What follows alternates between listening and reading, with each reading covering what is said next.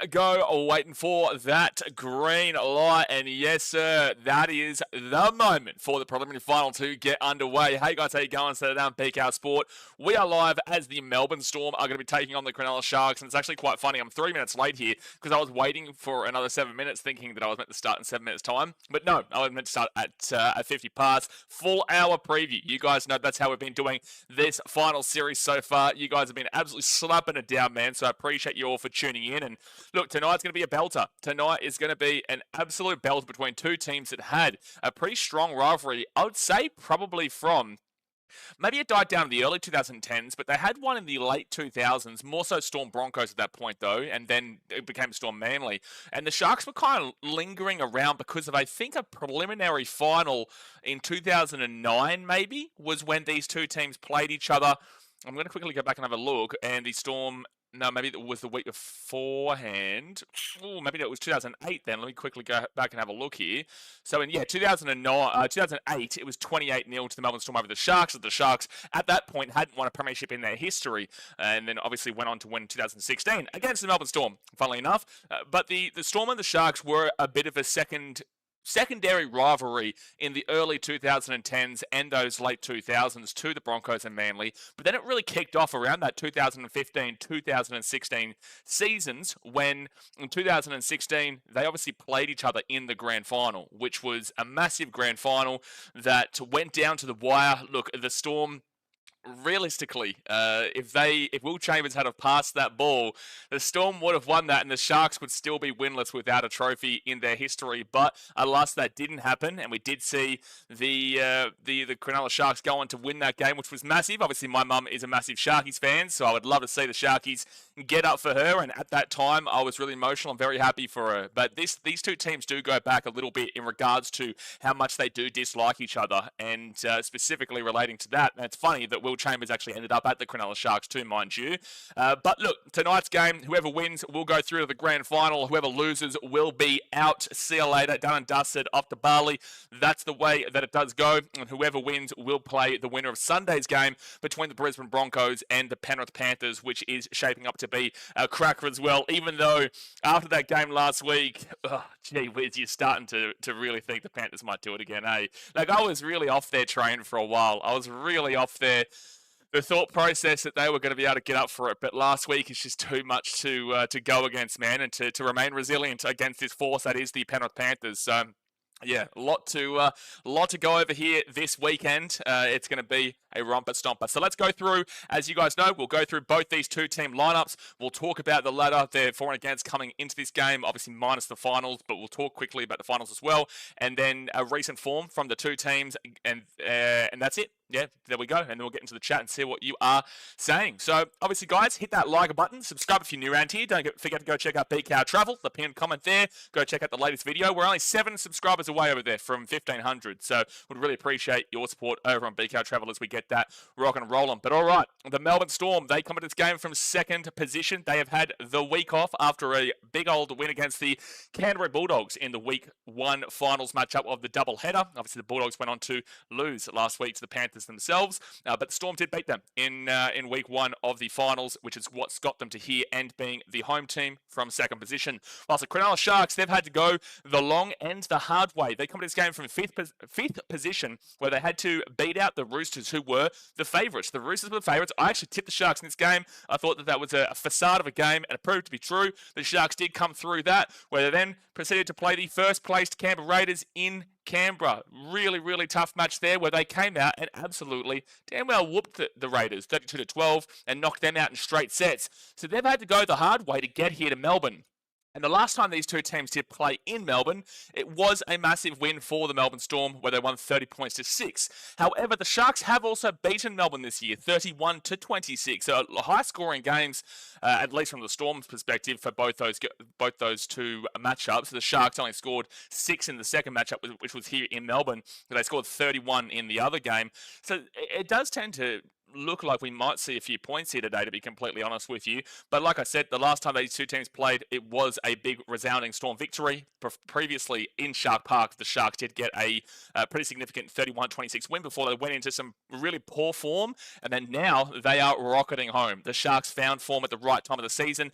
To be fair, people forget this Sharks team was still in the preliminary final last year. They did play the Panthers and got knocked out. So there has been that running theme of getting knocked out in straight sets with the Sharks in recent years, which isn't necessarily true regarding last year, because they did beat the Cowboys in week 2, if I'm not mistaken, before they lost the Panthers. Yeah, 26-6 in week 3. They beat the Cowboys 26-18, but they lost the Storm. So the Storm beat them 37-10 last season in the first week of the finals, where it was...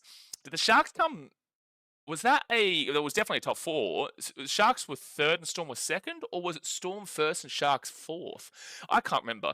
Either way, point of the matter is, this is going to be a cracker game tonight, and I think that the form suggests the Sharks can be up for it, and the Storm, we all know how good they are. This is at Amy Park in Melbourne, and the ins for the Melbourne Storm, that may change. Let me just quickly have a refresh it here. Okay, no, this is their official lineup. So the ins, Jerome Hughes, Ryan Pappenhausen, Little Mumman, Little Buppy, and Sean Blaw, with the outs being Bronson Garlick, Grant Anderson, and Jonah Pezzett. Really rough on Jonah Pezzett, who I think has been really solid for them. I think that him coming in and playing in that 6-7 role for the Storm whilst Jerome Hughes has been out has actually been quite solid. So it is a bit rough to see him miss out in this game, but it's completely understandable. Grant Anderson as well, who's off to the Brisbane Broncos next year, has had a pretty good year for the most part. Can be a liability defensively at times too, but Grant Anderson is a big loss there in regards to the consistency from the Melbourne Storm this year and how much he has played. But there is just massive ins here for the Storm regardless. Jerome Hughes is their starting 7. He's a New Zealand 7, but he is just coming back from an injury.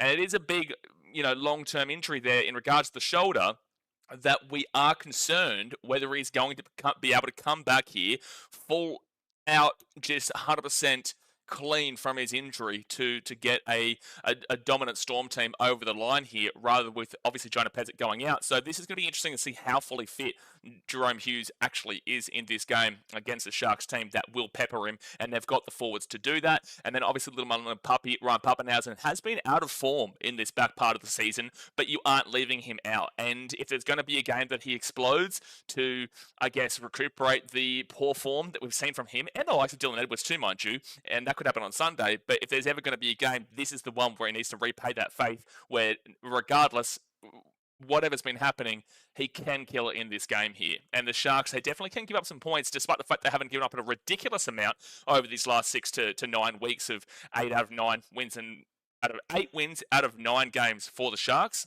So despite their form, they can put some points past them here, the Storm, and Pappenhausen would be a big leader in that. Now, the fullback is Little Mumman and Puppy, Ryan Pappenhausen. The wingers are Will Warbrick and Xavier Coates. Centres of Jack Howarth and Nick Meaney. Go to the 5'8", which is Cameron Munster. The halfback, Jerome Hughes. The front row forwards are Stefano Utuakamanu and Josh King, with the number 9. The most important play today for mine is Harry Grant, the captain. Go to the back row, Eliasa Katoa, and Sean Blaw shifts into the back row. He was on the bench. Now he's a starting back row, which you would expect if he's fully healthy. And then the 13 is Trent Loiero. Interchange is Ativalu Lasati, who was originally meant to be the back row, but with Sean Blaw being fully fit, obviously that changes. He goes to the bench there, Lasati, with Tyron Wishart, Tui Kamikamitha, and Alec McDonald. The 18th man replacement is Joe Chan, and Craig Bellamy is the coach. Now, this Storm team obviously has every right to win this game. They are going to be heavy favourites. I'm currently in Vietnam, so I can't actually see the betting odds, but I would assume that the Storm are pretty strengthy favourites in this game. However, the Sharks have had to play as the underdogs in both games against the Sydney Roosters and then also the Canberra Raiders last week. They've got to play at home, which was fine. Then they played away in Canberra, and now they come here to Melbourne, where they have had a big loss this year. So do keep that in mind. But the Storm would be heavy favourites for this, and they come in off the back of a week's rest, which some people will tell you is really important because it gives your body that rest. It gives your body that opportunity to recuperate itself after a big-time hit out against the Bulldogs, which a lot of people will probably argue that was the end of the Bulldogs season right there before that Panthers game. But that week off can be very, very pivotal. But you can also see it do the complete opposite, where you lose your rhythm and you go out of that good form that you've been showing. Now, the thing that goes against that is that the Storm weren't necessarily showing amazing form and amazing rhythm going into that first week of finals. They did lose to the Broncos 30-14. There was nothing to play for the Storm there, but they did decide it was their choice to play their full strength lineup as best as they could before Jerome Hughes went down injured in that game. It was such an unnecessary play from Craig Bellamy to put his players into that, but I guess they wanted to recuperate that form. You go back to the week beforehand where they lost the Roosters 40-10. They were up half-time 10-0 and then lost 40-10. A lot of context in this game, like the Broncos game where there was nothing that was on play for the Storm. The context in this one was that there was 8 players out for Melbourne. You know, they had a completely different team to what they've got here today. But the point is that there wasn't a rhythm. When they beat the Bulldogs 20-14, that was nice. When they beat the Panthers 22-18, that was nice. And when they beat the Broncos 22-2, that was nice as well. The context for the Broncos there was that they did lose Adam Reynolds, they did lose Ezra Mam, they did lose Selwyn Cobbo, and they had no Xavier Willison there. But the point is that that's 3 nice victories there towards the back end of the year, and beat an in-form Eels team 16-10, and beat the Roosters 34-30. So there was some great form before those 2 contextual games against the Roosters with 8 players out, and then the Broncos, who they were playing for a top 4 spot and needed to win to get into the top 4. Otherwise, the Sharks would have gotten into the top 4. So the Broncos had something to play for. The motivation was there. Whilst the Storm, they were locked into second regardless of what happened in that game, which is why it was odd they played their full-strength team. So that's why you look at their form when there was something to play for. You look at their form when they had their players, and it was very, very good. And then you get to that Bulldogs game in week 1 where they did win 26-18. However, it was 20-18 with about 3 minutes to go, and the Bulldogs were attacking the line before Will Warbrick got the intercept, ran the length of the field and scored, which effectively sent the Storm to the preliminary final here. So it was a close game, and considering last week between the Bulldogs and Panthers in week 2, we saw it being a 46-26 game in favour of the Panthers. Now, when the Storm played the Bulldogs, it was 26-18, and that's why it's a big stat there that I'm looking at, and I'm saying, well, look, the Dogs actually gave it a red-hot crack here against the Storm, and then completely fell away to the Panthers, and forget the 26 points they scored, because the game was well and truly over by that point. It was over by half-time. The point is that they struggled against the Bulldogs overall, still making quite a few mistakes, the Melbourne Storm. But they got over the line, which is important, and that's what grand final winning teams do. They win games that they don't necessarily look the best in, and they looked okay, but they didn't look their best in the Melbourne Storm against the Dogs. But yet the Panthers were able to really just punch through them with ease. So considering they're the 2 games that I'm looking at, I just need to see a lot more here from the Storm tonight if they are going to win this game as they are expected to. You know, the poll is relatively close there, but they are expected to win this game. I do think they need a much better performance than what they showed against the Dogs, and then they've had this week off, but the Panthers ran through them so easy, which makes you a little bit nervous there for the Panthers being so good, but the Storm just not really doing that great against them overall and having to come down to those final few minutes there, especially with how bad the Doggies did look. So are you saying the Dogs are bad right now and their form across their last 2 months has been really, really poor, mind you? Are you saying the Dogs are bad right now, which means that Panthers win by that much is because of the Dogs, but then how did the Storm overall struggle with them but still find a way to win? That's a negative there for that win against the Storm, despite the fact that they got the win. Or are you saying that the Bulldogs are very good and close with a top-tier competition? Well, then what happened to that Panthers game? Does that make them clearly the favourites of the competition right now? Does that make them clearly the best team of the competition and peaking at the right time? And then the Storm, you know, just had to really go into a grind with them? You know, how are you feeling about where the Dogs are at to compare that with the 2 performances of those 2 teams, and then to say the Panthers won by such a significant amount compared to the Storm, who went toe-to-toe for 80 minutes? You know what I'm saying? You know, it makes it an interesting conversation there. So that comes down to your thought process. But look, when Ryan Pappenhausen, Cameron Munster, Jerome Hughes, and Harry Grant have played this season, they've only lost 1 game. They have only lost 1 game in total when they've had their full spine on the field. But that 1 game that they did lose was a 31-26 to the Sharks when they were at Sharky Park. That 1 game when their full-strength team was on the field and they lost was against the Sharks. Outside of that, they won every other game. So a little bit of a potential bogey thing there. A little bit of potential bogey thing, or it could have just been a completely off game. You know, you can think that way too. But the point of the matter is, you look at the Storm, and this year they were the 2nd best defensive team in the competition at 459. whilst that was about 35 behind the Bulldogs there at 414. So they were the second best defensive team in the comp, and we will talk about the latter in just a few seconds. But the Sharks were 490, and they were the the fourth best defensive team in the competition. So it's not like this is a completely separate style team here between the Storm and the Sharks. And in attack, it is leaning with the Storm, but we'll talk about that in a second. So, look, this is a very interesting matchup, but the Storm being at home, being in Melbourne, I just need to see a much better performance than what I saw against the Dogs, especially considering what the Bulldogs did shell out the week after that. Now we move over to the Cronulla Sharks, which is Oregon Kaufusi being the in, and the out is Thomas Hazelton. We go to the fullback of William Candy, with the wingers being Sione Katoa and Ronaldo Mulitalo, centres of Jesse Ramian and Kale Iro. You go to the 5'8", Braden Trindle, with the halfback being Nico Hines, who used to obviously play for the Storm, won a premiership with the Storm. And then you go to the props, Adam Fanor-Blake and Toby Rudolph, with the number 9 being the captain, Blake Brayley, who's been having an incredible season. You go to the back row, Billy Burns, who's been having a phenomenal back end of the year. And then Teague Wilton, with the 13 being Jesse Colhoun. Interchange is Britton Nakora, Siasif Talakai, Oregon Kaufusi, and Braden Hamlin-Ueli. And the replacement is Daniel Atkinson in the 18th man, who is off to the Dragons next year. The coach is Craig Fitzgibbon. This Sharks team coming into this game have been showing the equal best form alongside the Broncos, but because the Broncos are more of a hype team, people will talk more about their form than they will talk about the Sharks' form. In their last 9 games, they've beaten the Raiders 32-12. They've beaten the Roosters 20-10. They've beaten the Bulldogs 24-6. They've beaten the Knights 40-16. Had a bye.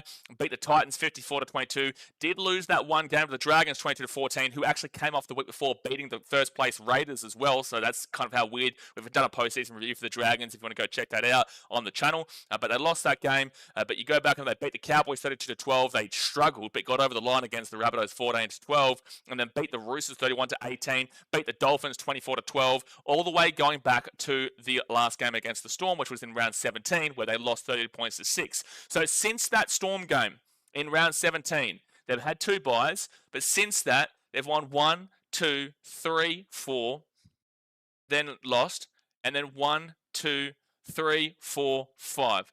8 out of their last 9 games and 5 wins in a row. This team has found a way to peak at the right time of the season. This Sharks team has been on scam. This Sharks team has been on fraud alert, and they've deserved their position. They have absolutely deserved the fact that they've been on fraud alert. I'm just going to open this up because it seems a little bit dark on my camera right now. I don't know why the camera is a little bit dark, but they have deserved their position on fraud alert through a significant portion of this season. But again, they just simply are finding form at the right time of the year, where they've had to beat the first place Raiders there. They beat the 8th place Roosters to knock them out, and also to knock the Raiders out. They beat the Bulldogs in a game that meant nothing for both teams, but clearly meant something more for the Sharks, and the Dogs have gone on to lose those 2 games in the finals. So they've had to beat the 3rd place Dogs there. So that's 1st and 3rd already. Who cares about the Knights? Who cares about the Titans? Who cares about the Cowboys, and who cares about the Rabbitohs? But also beat the Roosters in that top 8 as well. And the Dolphins were firing at that point when they won that game 24-12. That was around the time of the year where the Dolphins were scoring basically 50 points pretty much every single game. And the Sharks were struggling, but they were able to find a win there, which got them into this form post that Storm game. So the form from the Sharks is suggesting that they wouldn't have wanted that bye week. Not that they could have got it because they were in the bottom half of the top 8.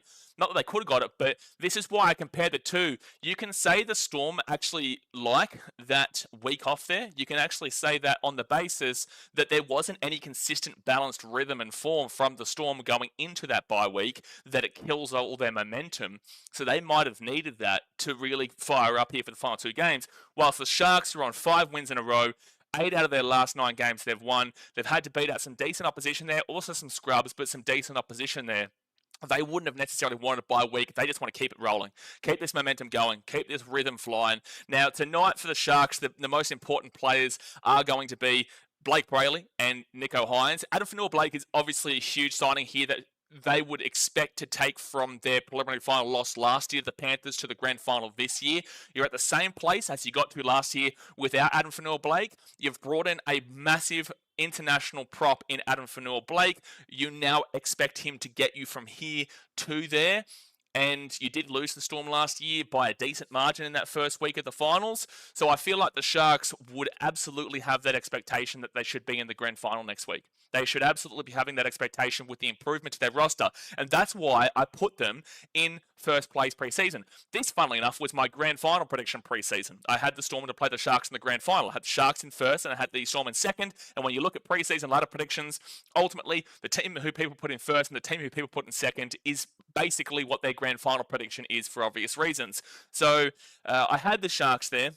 And I did that because I thought Adam Fanua-Blake was the missing piece of the puzzle. You know, he was the key to really open this team up. I will say Billy Burns has really opened up as well, considering he's holding out Britton Nakora right now. But Adam Fanua-Blake has been so crucial to them getting here, but we need him to take another step up today to prove the value of bringing him in from and improving on what they had last year without him. So he is very actually important in regards to those three players. I'd say they're the top three players. Blake Brayley is also incredibly important because he's been having such a great season, and I feel like this Sharks team is actually on his back right now. Yes, Braden Trindle and Nicho Hynes are very, very important. They're in the halves. They're going to be directing, but Blake Brayley has been the guy that's got the Sharks to here. If he's not showing the form that he's been showing this year, I'm telling you right now, the Sharks would not be in this prelim. They would have been lucky to even make the 8, considering that they were in 10th or 11th position with about round 17, around that Storm game. They were just outside of the top 8. So without his form in this back stretch, I don't think the Sharks would have been here. I think that they did have a really easy schedule for a part there that may have got them into 8th or 7th, but pretty much they wouldn't have been going far in this finals. And Blake Brayley is so crucial to them getting to that next step. And then you go to Nicho Hynes, who people for so long have said he can't play finals, he doesn't handle the pressure well, and it's been a valid thought process. That's not me shitting on Nicho. That's me judging based off of the performances that we have seen from Nicho Hynes over the years, especially in the crunch, whether it be for Origin or whether it be here for the Sharks. It just hasn't necessarily panned out when the crunch, when the main game is happening. The crux of the NRL and crux of this sport is playing well in the finals to get your team to win the premiership, because ultimately every team is there to try and win a premiership. I'd like somebody to tell the Titans organisation that one day, future-wise, sometime in the future, maybe in the next 50 years, it'd be nice to tell them that we actually do want to see, some progress. But the point is that Nicho has not shown it before, but this year in the first 2 games of the finals, it seems like he's playing with a lot of pressure off of his back. It's not like he's playing with that constant hostility that we do see from people online and from the media. It's like other people have taken that pressure off of him, which has been able to allow him to open up his game a lot more. You're going to get haters out there who constantly say Braden Trindle's the one taking it up a notch and Nicho Hynes is just a passenger. Well, if that's the case, mind you, and the Sharks going to win the comp, then who gives a shit? Like, at the end of the day, this is a team game. But realistically speaking, that's why I don't believe that Nicho is a 7, and I do think that he's more of a 6, because I don't think he's the game-defining halfback, whilst Trindle's actually grown up through the system being more of the halfback there. So if he is doing that, then fantastic, and they're winning games, and Nicho is playing well in those games. He is. He's playing well in this back part of the season, and it's really, really exciting to watch. So this Sharks team has every opportunity here to get an upset bogey win here today over the Storm. They have every opportunity as well to get blown to pieces by a rested Storm team that weren't showing rhythm, but come in here against a Sharks team that may be tight. They have gone 8 wins out of their last 9 games. They are 5 wins in a row. Maybe that Raiders game took a bit out of them, but the reason why I wouldn't say it took too much out of them was because the Raiders didn't really show too much of a fight in that last 30 minutes. It was a canter for the Sharks in that second half when the Raiders just really fell apart.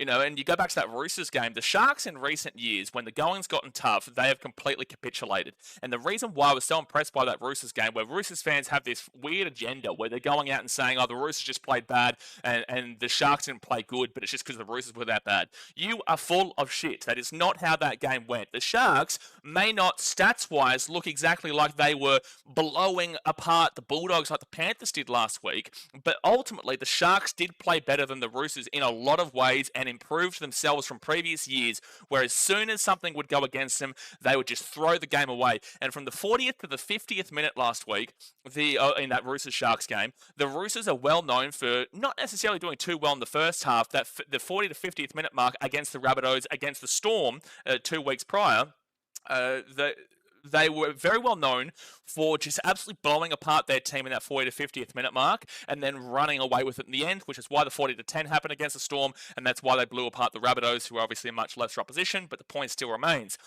The Roosters proceeded to score a very quick try through, I think it was James Tedesco, in between that 40 to 50th mark, and then that was... And the Roosters had all the possession, they had all the ball. The Sharks weren't even getting outside of their defensive 20. All 5 tackles, they were being held either at the 10 or the 20. At that point, last year, every year, the Sharks would have thrown it away. The Roosters would have gone bang, bang, bang, which is what they were doing for weeks going into that. The trajectory was towards that.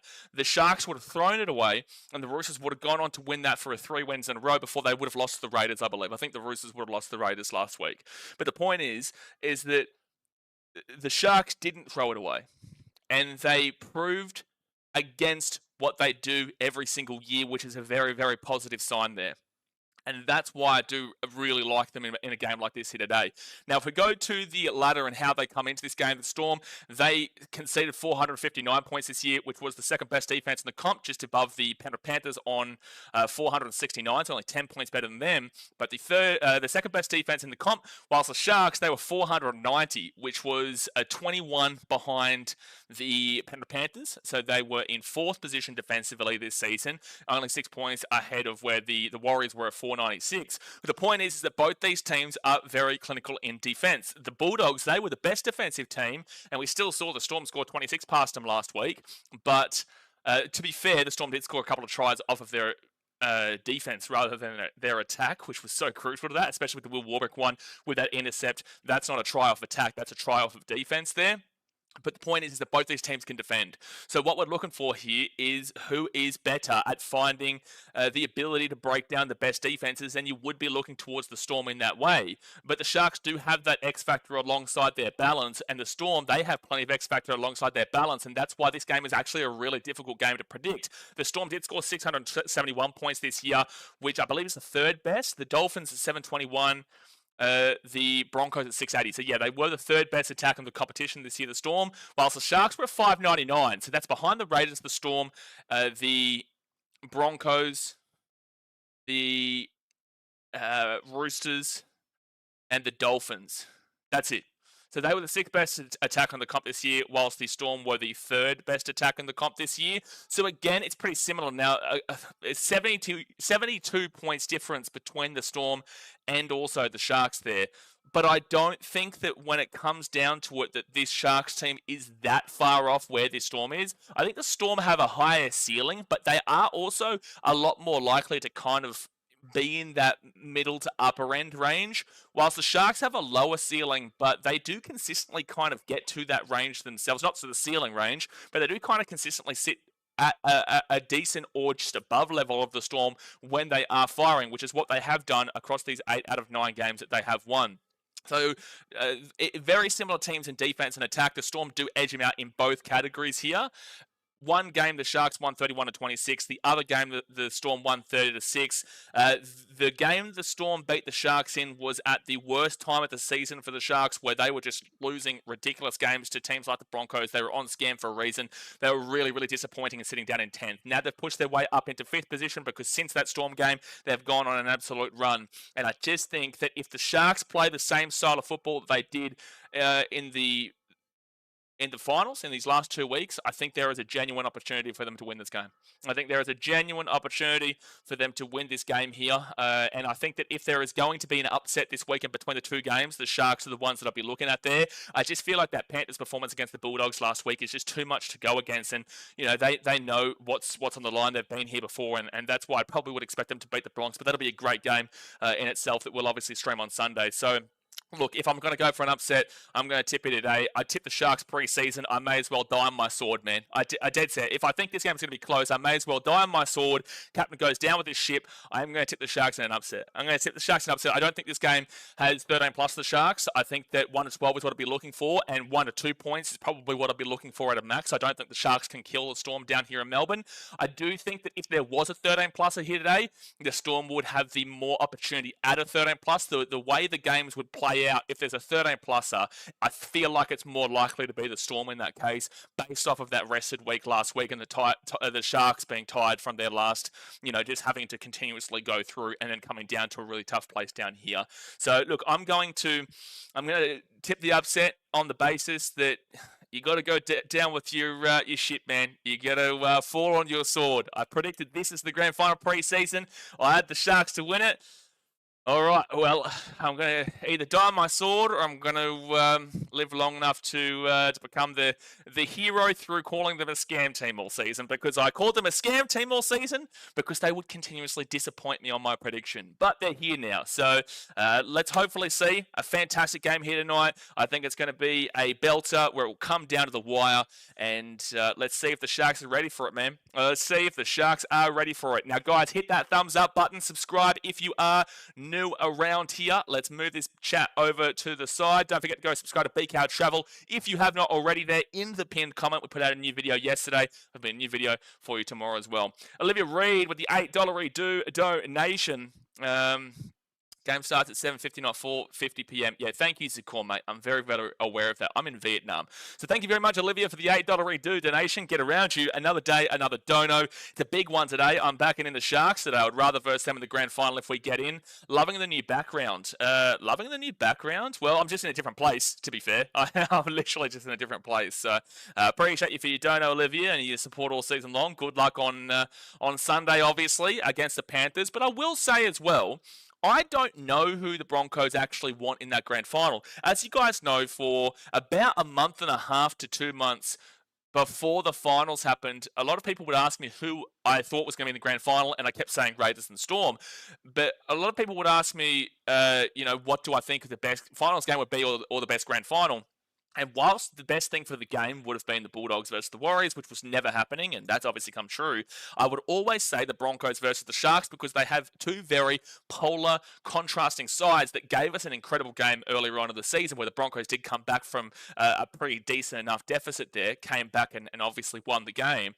It was a really fun, exhilarating, exciting game from both polar styles of play, where the Sharks had every opportunity to win it and didn't. The Broncos had every opportunity to come back from it and win it, and they did. But it was just so exciting. I've been saying for so long, I think these two teams match and vibe really well in what would take to be the best game. And I was expecting the Raiders to beat the Broncos and the Sharks to beat the Roosters, which would have put the Broncos to beat the Sharks last week. But then the Broncos broke our hearts there by getting that win over the Raiders and getting to the preliminary final, putting them on the opposite side of the draw to the Sharks. But now we're here, and there is a potential that we could see the Broncos play the Sharks in the grand final. If the Broncos can get up on Sunday and the Sharks can get up here. So the dream still lives on in regards to what I thought would be the most exciting finals matchup when they play.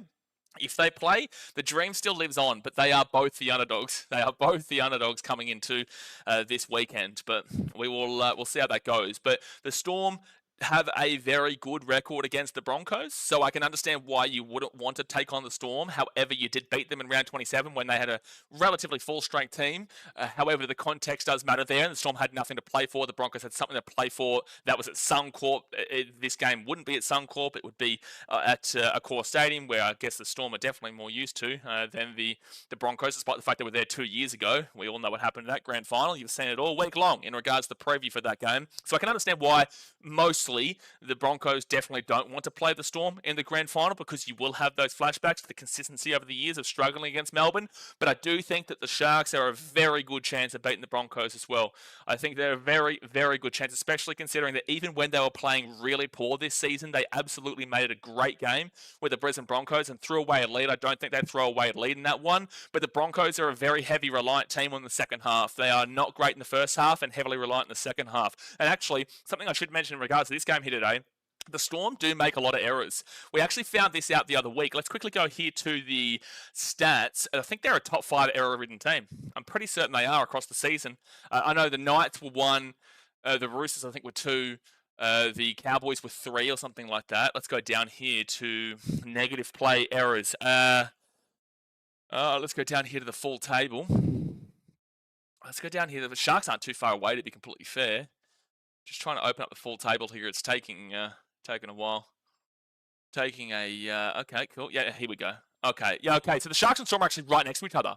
They're actually right next to each other, but But the Sharks have played one more game due to last week. So 26 games for the Sharks this year. They're at 291 errors. The Storm have played 25 games this year at 287 errors. So these two teams. And then you've got the Panthers. You know what's funny? Three out of the final four teams are in the top 6 for most errors made this year.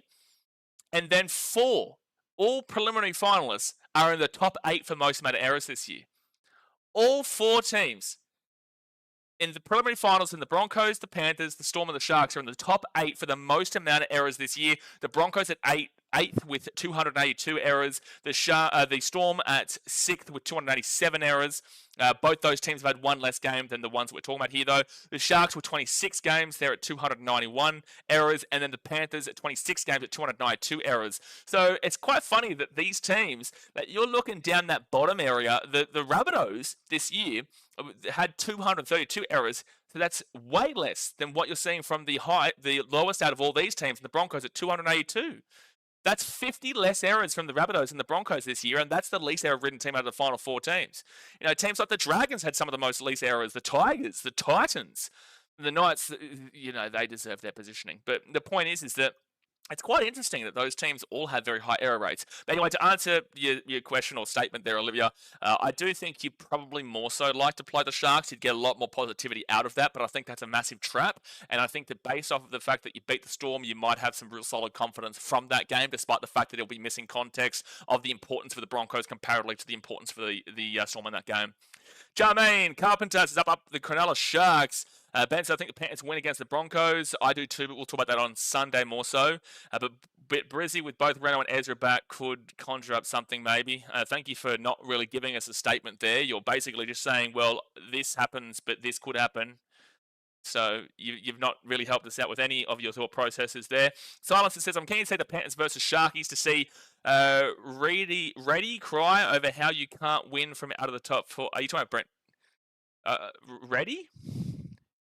Who are you talking about? How you can't win from out of the top 4? Well, yeah, it'd be funny if the Sharks and Panthers both win this week, because then that stat would be blown out of the water, because then we would be seeing 2 teams in the grand final that are out of the bottom out of the top 4. Sorry, 2 teams in the grand final. So one of those 2 teams would win, which would be quite funny. But stats are made to be broken. I'm just waiting for that 50-point stat to be rid of, because that stat relies upon a Knights loss in 49 points in 2001 before they won the grand final. It's just the 50 on the dot. is the funny thing there. Shannon says, evening team, let's go. Good luck to both teams tonight. Yeru Johnson says, Penrith versus Cronulla grand final, winner Panthers. I actually think that is that's what I'm tipping right now. That's what I'm tipping. But I can also see an absolute world where it is Broncos versus Storm, or Broncos versus Sharks, or Panthers versus Storm. I think we're all just begging it's not Panthers versus Storm, but if they win, if they both get in, like, at the end of the day, guys, we're rugby league fans. They are the 2 best teams in the competition. Respect it for what it is. I know you'll find it a lot less encouraging to watch, and I know you'll find it a lot more boring overall in regards to who actually wins it, but just respect rugby league and know that if those 2 teams get into it, they simply deserve it. And Nikhil says, evening all. Answer says, it depends where you're watching from. Aspect says, Storm 32, Sharks 16, Puppy any time. Good luck with that. Kings, boys, let's go to the Storm. There's probably going to be a lot of timeouts, by the way, today, in regards to the multiple S's in Storm, I would assume, by the end of this stream. So good luck to the chat. Donald says, good evening, bro. Hope you're tipping the Melbourne. Not tipping Melbourne, but I can see a world it happens. They're favourites for a reason, mate. They are favourites for a reason. Just need to see a much better performance than they put up against the Dogs in week 1 of the finals. Both these teams make a very similar amount of errors. Storm, if they had the same amount of games, they would have more than 4 errors in that game, provided they played last week. So the Storm would have more errors than the Sharks on an equal playing basis. But with that being said, there's every possibility here. Everything's going the Storm way in regards to it being at home, and this would be a big shock. It would be. It'd be a massive upset, but the upset is absolutely possible. Nasty Boy says, let's go Melbourne. Support from Papua New Guinea. Get around your Papua New Guinea. Straight Sets Mate says, NRL already leaked the script with that post the other day, Sharks 13+. Well, I said that was the only option that I couldn't see today, despite the fact I tipped the Sharks. I think it'd be more likely to see a Melbourne 13+ than a Sharks 13+, despite the fact I'm tipping Sharks 1-12. But that is quite funny, and it's hilarious, because if the Sharks win, No, if they go on to win the comp, everyone's just going to say it was scripted because of that the unfortunate mistake, which obviously the social media guy has just clicked on the wrong photo. He wasn't paying attention enough, ridiculous, and he's just put that up. And now, no matter what, the Sharks will get called, cheap and scripted for winning the comp because of some social media guy's mistake, which is quite funny. Sean James, good afternoon, mate. Get around you. Father and son says I'm nervous, but up the storm. Well, good luck for you, sir. Rapetti says AFB. Josh King, multi-done. Thanks, guys. Oh, Josh King. Oh, no, we're not doing this again. Brenton, Seb Watson, you've started us up here. Seb Watson, you've started us up with this Josh King thing again. All because of what you did the other week. Josh King, anytime. There's going to come a day where Josh King scores, and that'll be the day that Seb Watson hasn't told you to get on him. Deary me. David says, I heard that Hughes not 100%. No, he wouldn't be. Would you run all your traffic at him, wouldn't you? Absolutely. And twice on Fridays. You'd run everything. And I didn't actually mention this in the pre-game warm-up here. The game starts in 20 minutes time, by the way, guys, so hit that thumbs up button and subscribe if you're new around here. 20 minutes until the game does kick off. It's still quite interesting that Britt Nakora is on the bench, and Billy Burns has been playing such fantastic football that he has been holding out an international New Zealand back rower that has been consistently in the top 4, top 3, top 2, top 5 back rowers in the game for many, many years now in Britt Nakora. But Billy Burns has absolutely deserved his spot there and has been crushing it. He has been absolutely crushing. I think he scored last week, didn't he? Yeah, he did. He scored last week. And did he score against the... Did he also score against the Roosters? Or I think he went close. I think he might have gone close. No, he didn't. Mulatalo and Toby Rudolph there. Anyway, the point is that Billy Burns holding out Britt Nakora is showing that the Sharks have the depth there. And for him to still not be able to get into that starting back row while Billy Burns is still starting that back row shows you how incredible we have been seeing the form of Billy Burns. It really is something to behold, to be fair. Steve said, I got the Sharks win by 4 points. Steve, you're a Broncos fan. Are you saying that because you believe the Sharks can win by 4 points? Are you saying that because you want the Sharks to win by 4 points? I see through you, Brisbane fans. A lot of people tipping the Sharks here today. Since when we seen this many people tipping the Sharkies? Eh? Yeah, I'm looking at you. I'm watching you. I've been seeing a lot of slander for the Sharks online for a long time now, and now it seems like there's a lot of Broncos fans who seem to be getting behind the Sharks here. Very interesting. Are you guys genuinely tipping the Sharks, or are you just doing it because you feel like that's the easier matchup for the grand final? I tell you what, with the Sharks' form, it's not going to be an easy game in the grand final if they win. There's no easy game there. And I wouldn't necessarily say it's easier than the Storm, because if the Sharks beat the Storm, well then the Sharks have just knocked out the team that you were more scared of. So how are we then, if the Sharks beat the team that you're the most scared of, how are we not now scared of this team? You're scared of this, and they just beat this to get to here. How are you not more scared of them? You know what we're doing? What are we doing here, Broncos fans? David says, what does that pay at the tab? Monkey Boy Ty says, I'm picking the Sharkies. I think Storm would be better off with Pezzett. Hughes will be worried about injury tackling. Yeah, you throw Britt Nakora and Billy Burns at him all night. You throw Adam Fanor-Blake at him all night. You target the living shit out of him.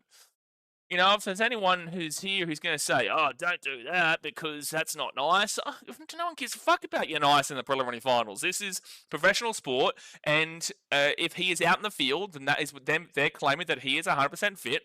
Okay, well, we're going to test out if you're 100% fit. It's not our responsibility. Our responsibility is to win this game.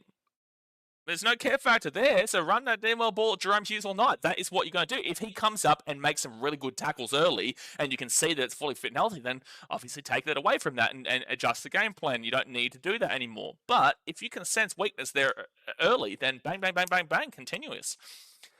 Michael Paul says, I met a man in Brussels. He was...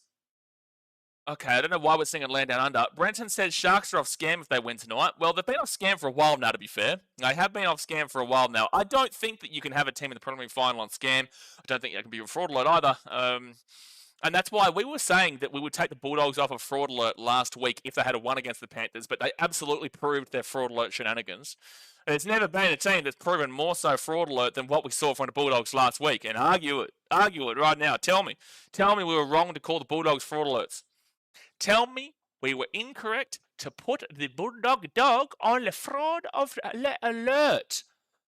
Shit, when was their last game they even won, the Dogs? Sorry to slander you here, Dogs. I just have to bring this up here because I've got a lot of people saying, why are the Dogs on fraud alert? Who was their last game that they won against? Uh, it was the Panthers when they had 16 players out. The Bulldogs' form was they lost the Panthers, they lost the Storm, they lost the Sharks by 13 plus. They beat a Panthers team with 16 of their 17 players out, and still struggling in that game for a lot. Lost the Storm, lost the Roosters. Their last actual legitimate win came back in round 23. The Bulldogs 32-14. That's actually quite insane, and that's why anyone who was telling me last week or for weeks going into it why the Dogs were on fraud alert, I just explained it to you. Yeah, no, I just showed it to you. Ben, did you expect a high-scoring game like that? Well, you're very well. Ben, why are you asking us a question that you know the answer to? Brenton says, Sharks are off scam alert. Olivia says, Michael's been drinking again. Yep, that is not surprising. Jack Lewis has just joined the stream, not seen any comments. I'm so confident in the Storm with this lineup at Amy, I can't see Storm losing. I think they win by 2 to 3 tries. Their spine is wild. That's great, Jack Lewis. Well, you want me to break your heart? I'm not saying that it's not possible, and I'm not saying that it's not likely, but to break your heart, the Storm, when they've had Pappenhausen, Munster, Jerome Hughes, and Harry Grant in their lineup this year, they have won all of their games, bar one. Bar one. Would you like to take a guess what that one was? Would you like to take a guess which team that was that beat them?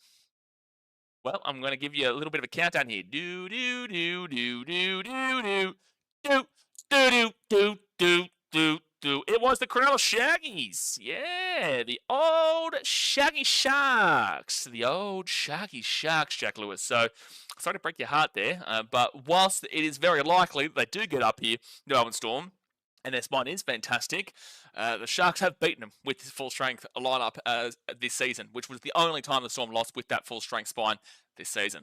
Jared Moni says, a part of me is surprised the Sharks are $3.5 underdogs on the tab. I'm glad to see the chip on their shoulder, so I feel like the Sharks may take it as well.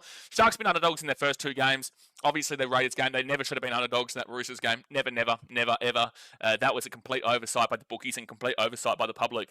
But the Raiders game, they absolutely deserve to be the underdogs coming into that, where they proved that one completely wrong.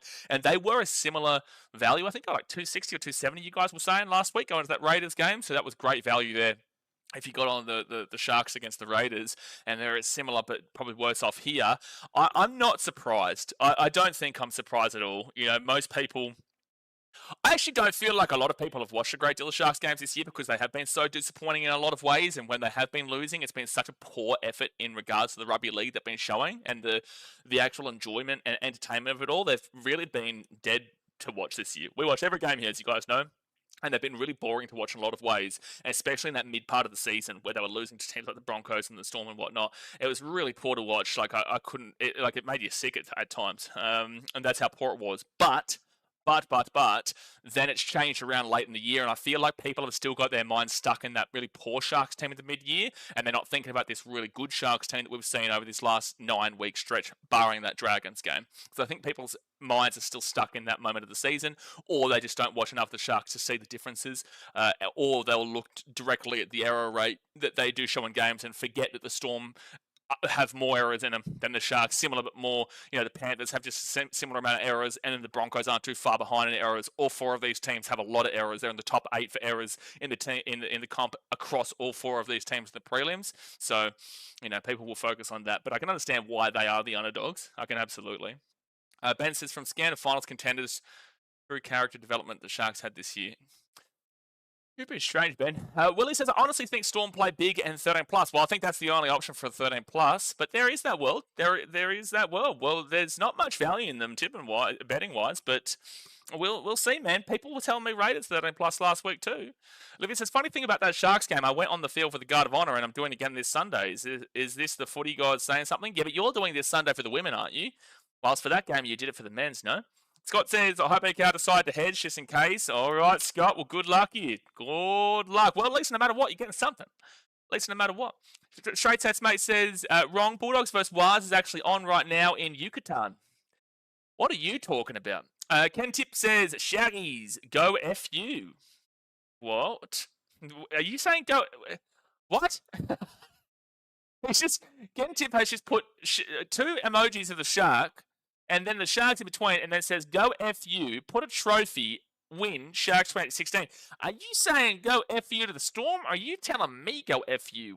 Who's getting FU'd here? What's the FU going on about there? You could have easily just said Sharks to win Premiership, Sharks 2016. Instead, there's a bit of a go FU there, which doesn't really make a great deal of sense. Lagan says, I thought the Titans were first. Well, we're going to remind you that you're a Muppet. That's what we're going to do.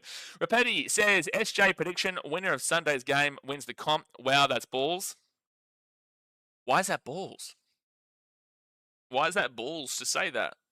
Any team who is in the top 4 right now could win this premiership, and I think it's balls to say the Broncos are guaranteed against the Storm and the Sharks. I think that the Panthers right now, man, I'm pretty strong on the Panthers, and I hate that I say that. I really do. That game, maybe I'm blinded by last week, man, because I wasn't on them until last week. I really didn't think that this Panthers team had it in them again, based off of what we've seen, even in their wins in the back part of the season. Then to lose to both the Storm and also to lose to the Raiders. Forget the Dogs game, but the Storm and the Raiders, even in their losses there, yeah, they were highly competitive, but still lost. And I just thought, okay, no, the Panthers don't have it in them. But right now, that last week game was menacing, man. It was menacing. So I can definitely see the Panthers doing it. Broncos have every right to do it, but I think it's. I would personally say it's ridiculous to write off both these teams in a night. But there you go. There maybe is your balls, but truly, I think that's a bit astounding to write off two teams. At the preliminary finals. Benny West says, bottom line is in all these games, if you drop the ball 3 times and a half, expect to lose. No. Sharks dropped the ball plenty. Storm dropped the ball plenty in that game against the Dogs. Not necessarily. I get the point you're trying to make there, but not necessarily. We see teams like the Broncos, the Sharks, the Storm, maybe not necessarily the Panthers, but the Broncos, the Sharks, and the Storm make plenty of errors. Storm have plenty of errors, and so do the Sharks, so do the Broncos, and so do the Panthers. So not necessarily, but I like the thought process. Like, obviously dropping the ball 3 times or more and a half is not good. Like, that's a fact. It's not even an opinion there. It's not good. But all these teams do it quite regularly, actually.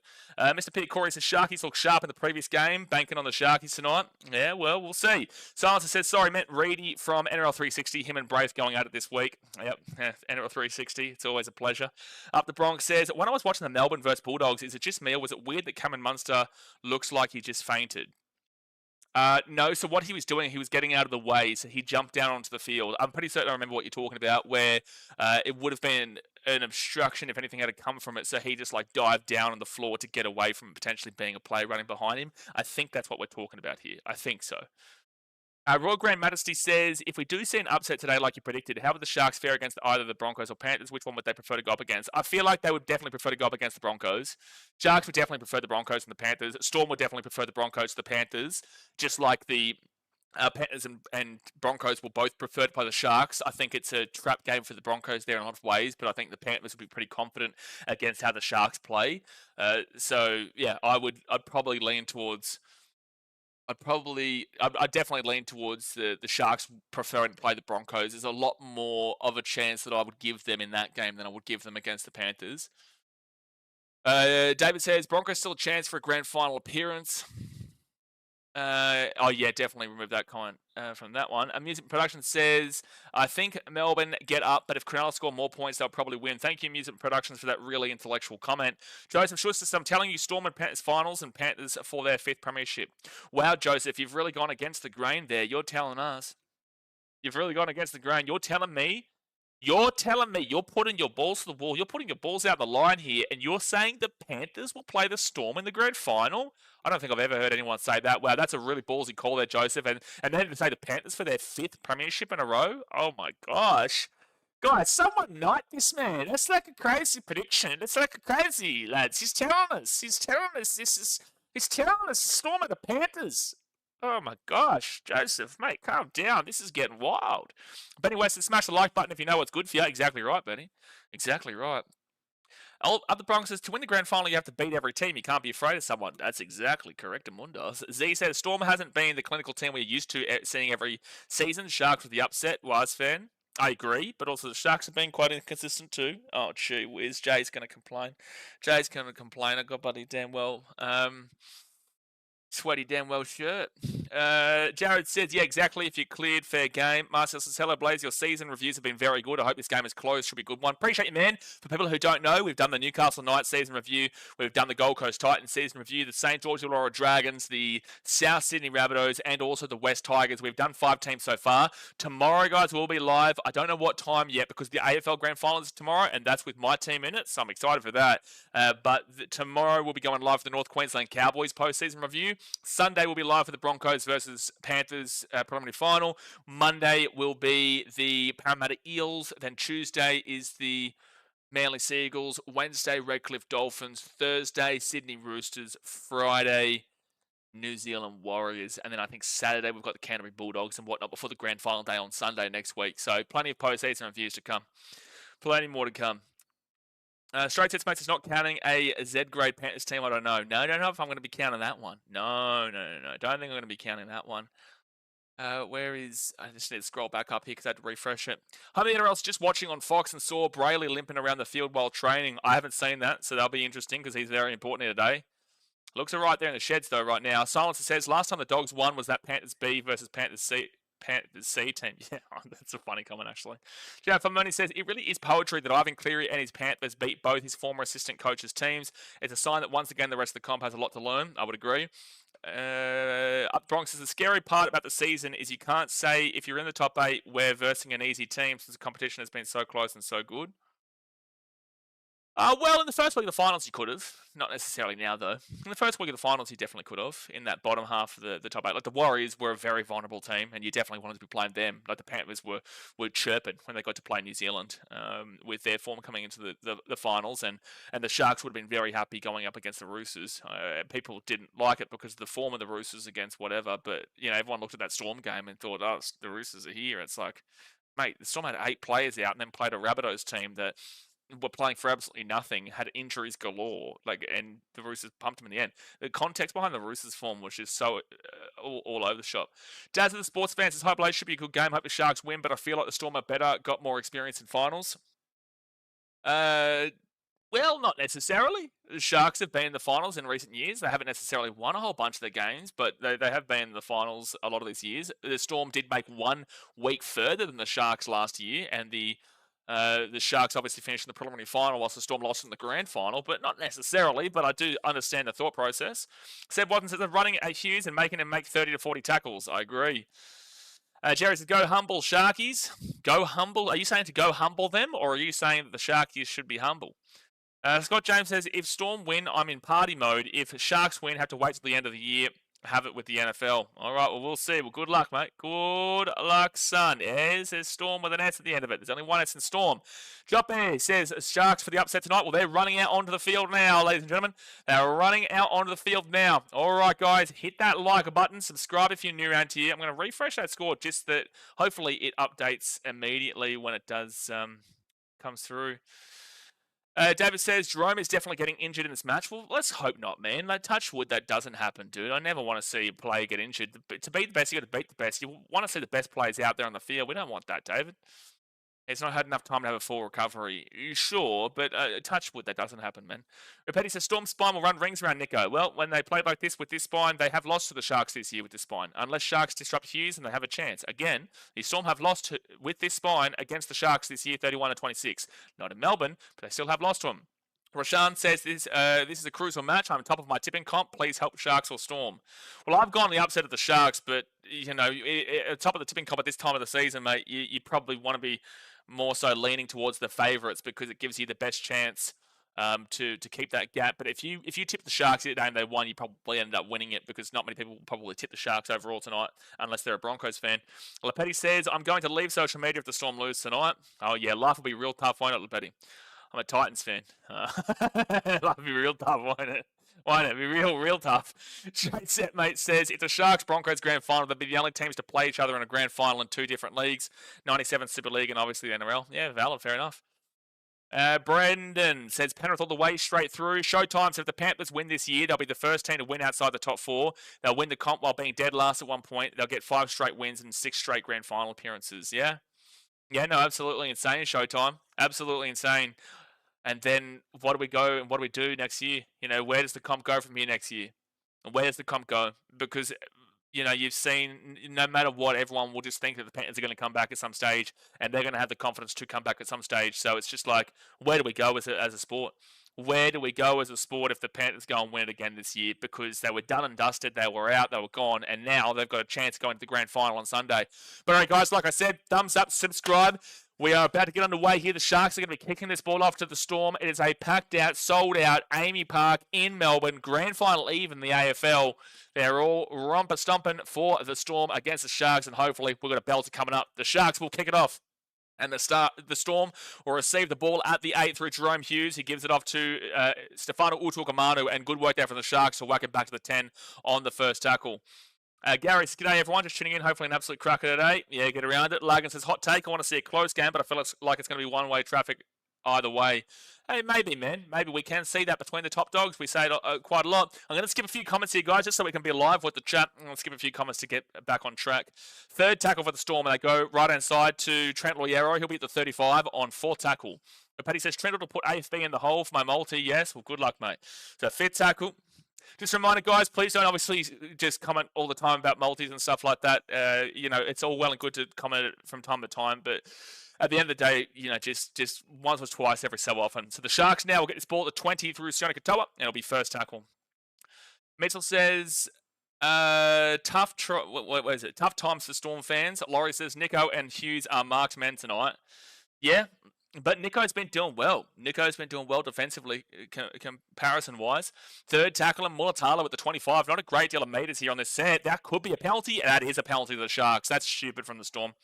Nick Meaney, no, he's blaming Mulatalo there. Nick Meaney has given away a penalty. He does come over the top of him as he's getting up, and that is a penalty. It's a blatant penalty. Stanley get around the Storm. Only one instant Storm, but Jared Troy says Sharks are one of the form teams. Well, the Sharks and the Broncos are equal in regards to the form teams. I think the Sharks actually have a better record form-wise. I'm pretty certain they do on the technical basis of 8 and 9. 8 out of their last 9, whilst I think the Broncos are either 8 out of their last 9 or 7 out of their last 9. Rando put this stat up, or someone put this stat up there today or yesterday. Like, I knew about the Sharks one, and I said last week the Broncos are the informed team, but the Sharks are too. It's just the Broncos are more of a hype team, so people are going to lean towards that rather than look at the fact that both the Sharks and the Broncos are quite equal in regards to the form. Third tackle here for the Sharks. They're going to be 30 metres out from the Storm line. The first attacking opportunity of the game here. Blake Brayley to Nico Hines. Short ball to Toby Rudolph, and let's see what kind of game we're going to see out of Toby Rudolph here today. Fourth tackle at 22. They go to Trindle. Trindle, short ball into the line. That's going to be Teague Wilton now. They're 5 metres out from the line. Storm's second best defence in the comp this year. Let's see if the Sharks can punch through them. They get across it, Adam Fanor-Blake, and that was one of the worst passes I think I've ever seen in my entire life from Blake Brayley, and that's going to be Storm ball here at the 5. That was absolutely horrific. That was absolutely horrific. Sean James at 63 likes. Crack on, son. Straight Sets Mate says the salary cap is meant to level up the comp. We've had 3 teams win the comp since 2017. Yeah, but look, that's not anyone's fault besides the teams that aren't winning. The Panthers did it the correct way. They developed from within. The Roosters have obviously a long-standing history and culture, and they know how to select talent. And they brought across a guy like Namana Tawase, who's now back off the rugby union, but they did it the right way and lost a lot of players and still found a way to do it. And the Storm, they just continuously find fullbacks. They just continuously find these guys that are able to come in the spine and get them going overall. So realistically, that's not a Storm problem. That's not a Panthers problem. It's not a Roosters problem. That's an everyone else problem. And they need to figure that out quickly. Otherwise, it's going to be the same consistent 3 overall. The Roosters haven't necessarily been winning, but they did win in 2018, 2019. Storm won in 2020, and then the last 4 years, 4 years in a row, have been the Panthers. So 4th tackle here for the Cronulla Sharks, and they're going to be at the 45 on their own side of the field. Ibby says Sharks have been getting worshipped lately. Let's see if it's deserved. I don't agree that the Sharks have been getting worshipped lately. Where are you seeing the Sharks getting worshipped lately? Braden Trindle, maybe last week against the Raiders.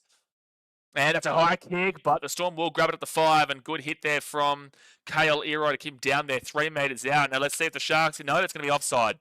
I was about to say, let's see if the Sharks can keep them down here and just really suffocate them like Panthers usually do, but immediately they give away a penalty for inside the 10 against Braden Trindle. But no, I wouldn't say that I've been saying the Sharks being worshipped. I think they've been getting slaughtered throughout the entirety of the season, and maybe people have come around to them last week. But there was definitely a no respect factor for the Sharks coming into the finals. Again, how can we say the Sharks have been worshipped when they were the underdogs against the Roosters, they were the underdogs against the Raiders, and then the massive underdogs here? If they go and win this game, like that's 3 straight underdogs. They were even underdogs in the Bulldogs game.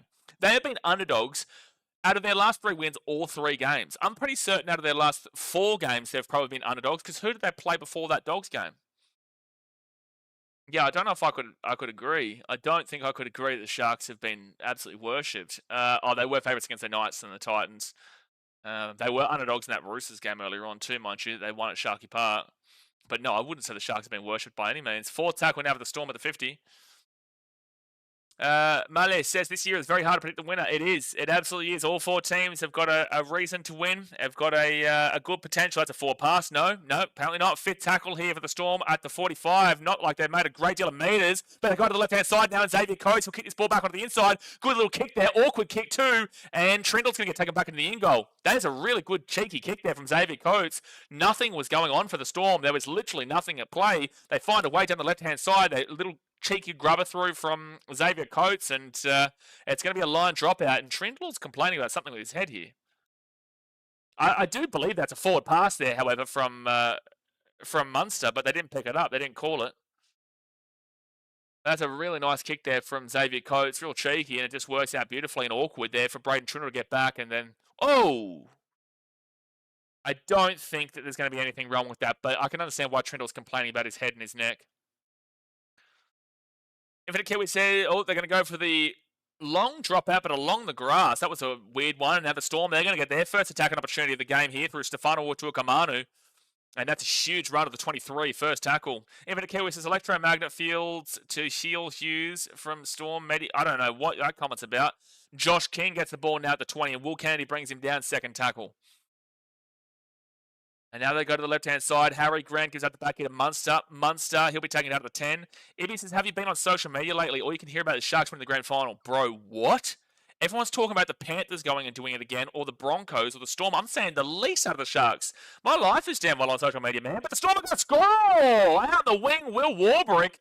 Again, I feel like there might have been a forward pass there, but either way, the Will Warbrick will score very, very quickly, 7 minutes into the game, down that right-hand side. I find it astounding that I've got someone here telling me that the Sharks have been the most lauded across the competition right now to win the competition. There is no world. There's a reason why they're $3.10 underdogs, man.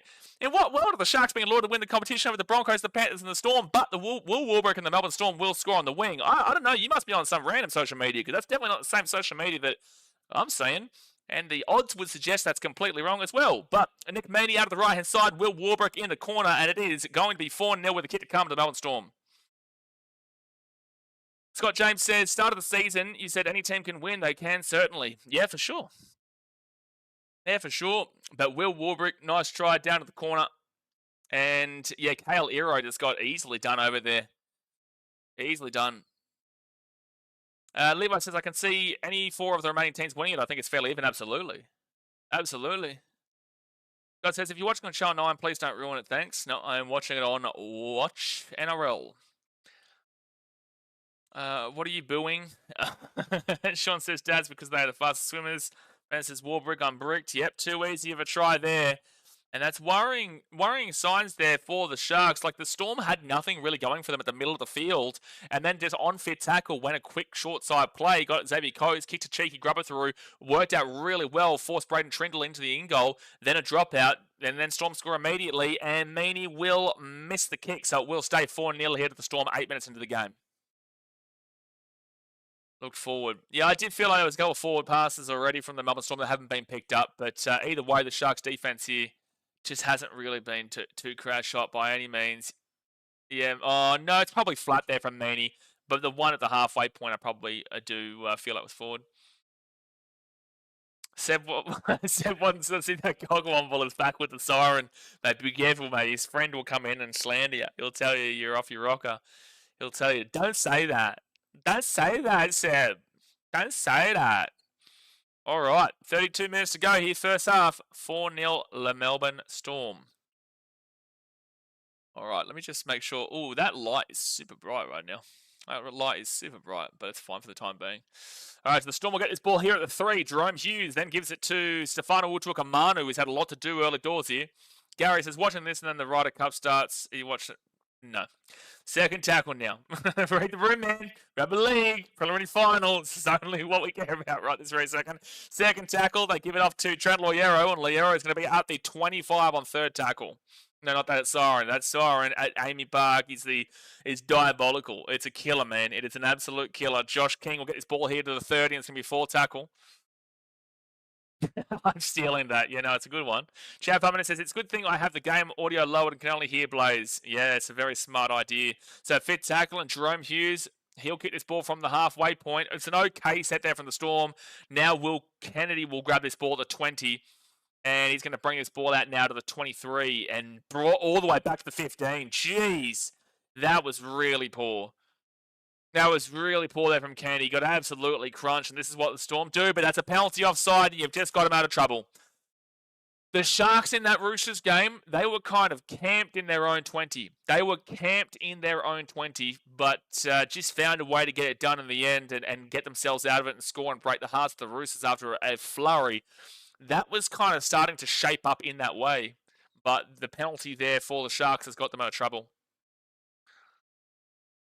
A sloppy from Melbourne there. It's been sloppy from both teams, realistically. You know, someone given away, I think, a penalty themselves, a couple of penalties, and the Sharks have given away a ridiculous penalty for offside as well. Munster's going to be careful of it not a 6 again. They go to the left-hand side, Blake Brayley and Nico Hines, and he'll give it underneath.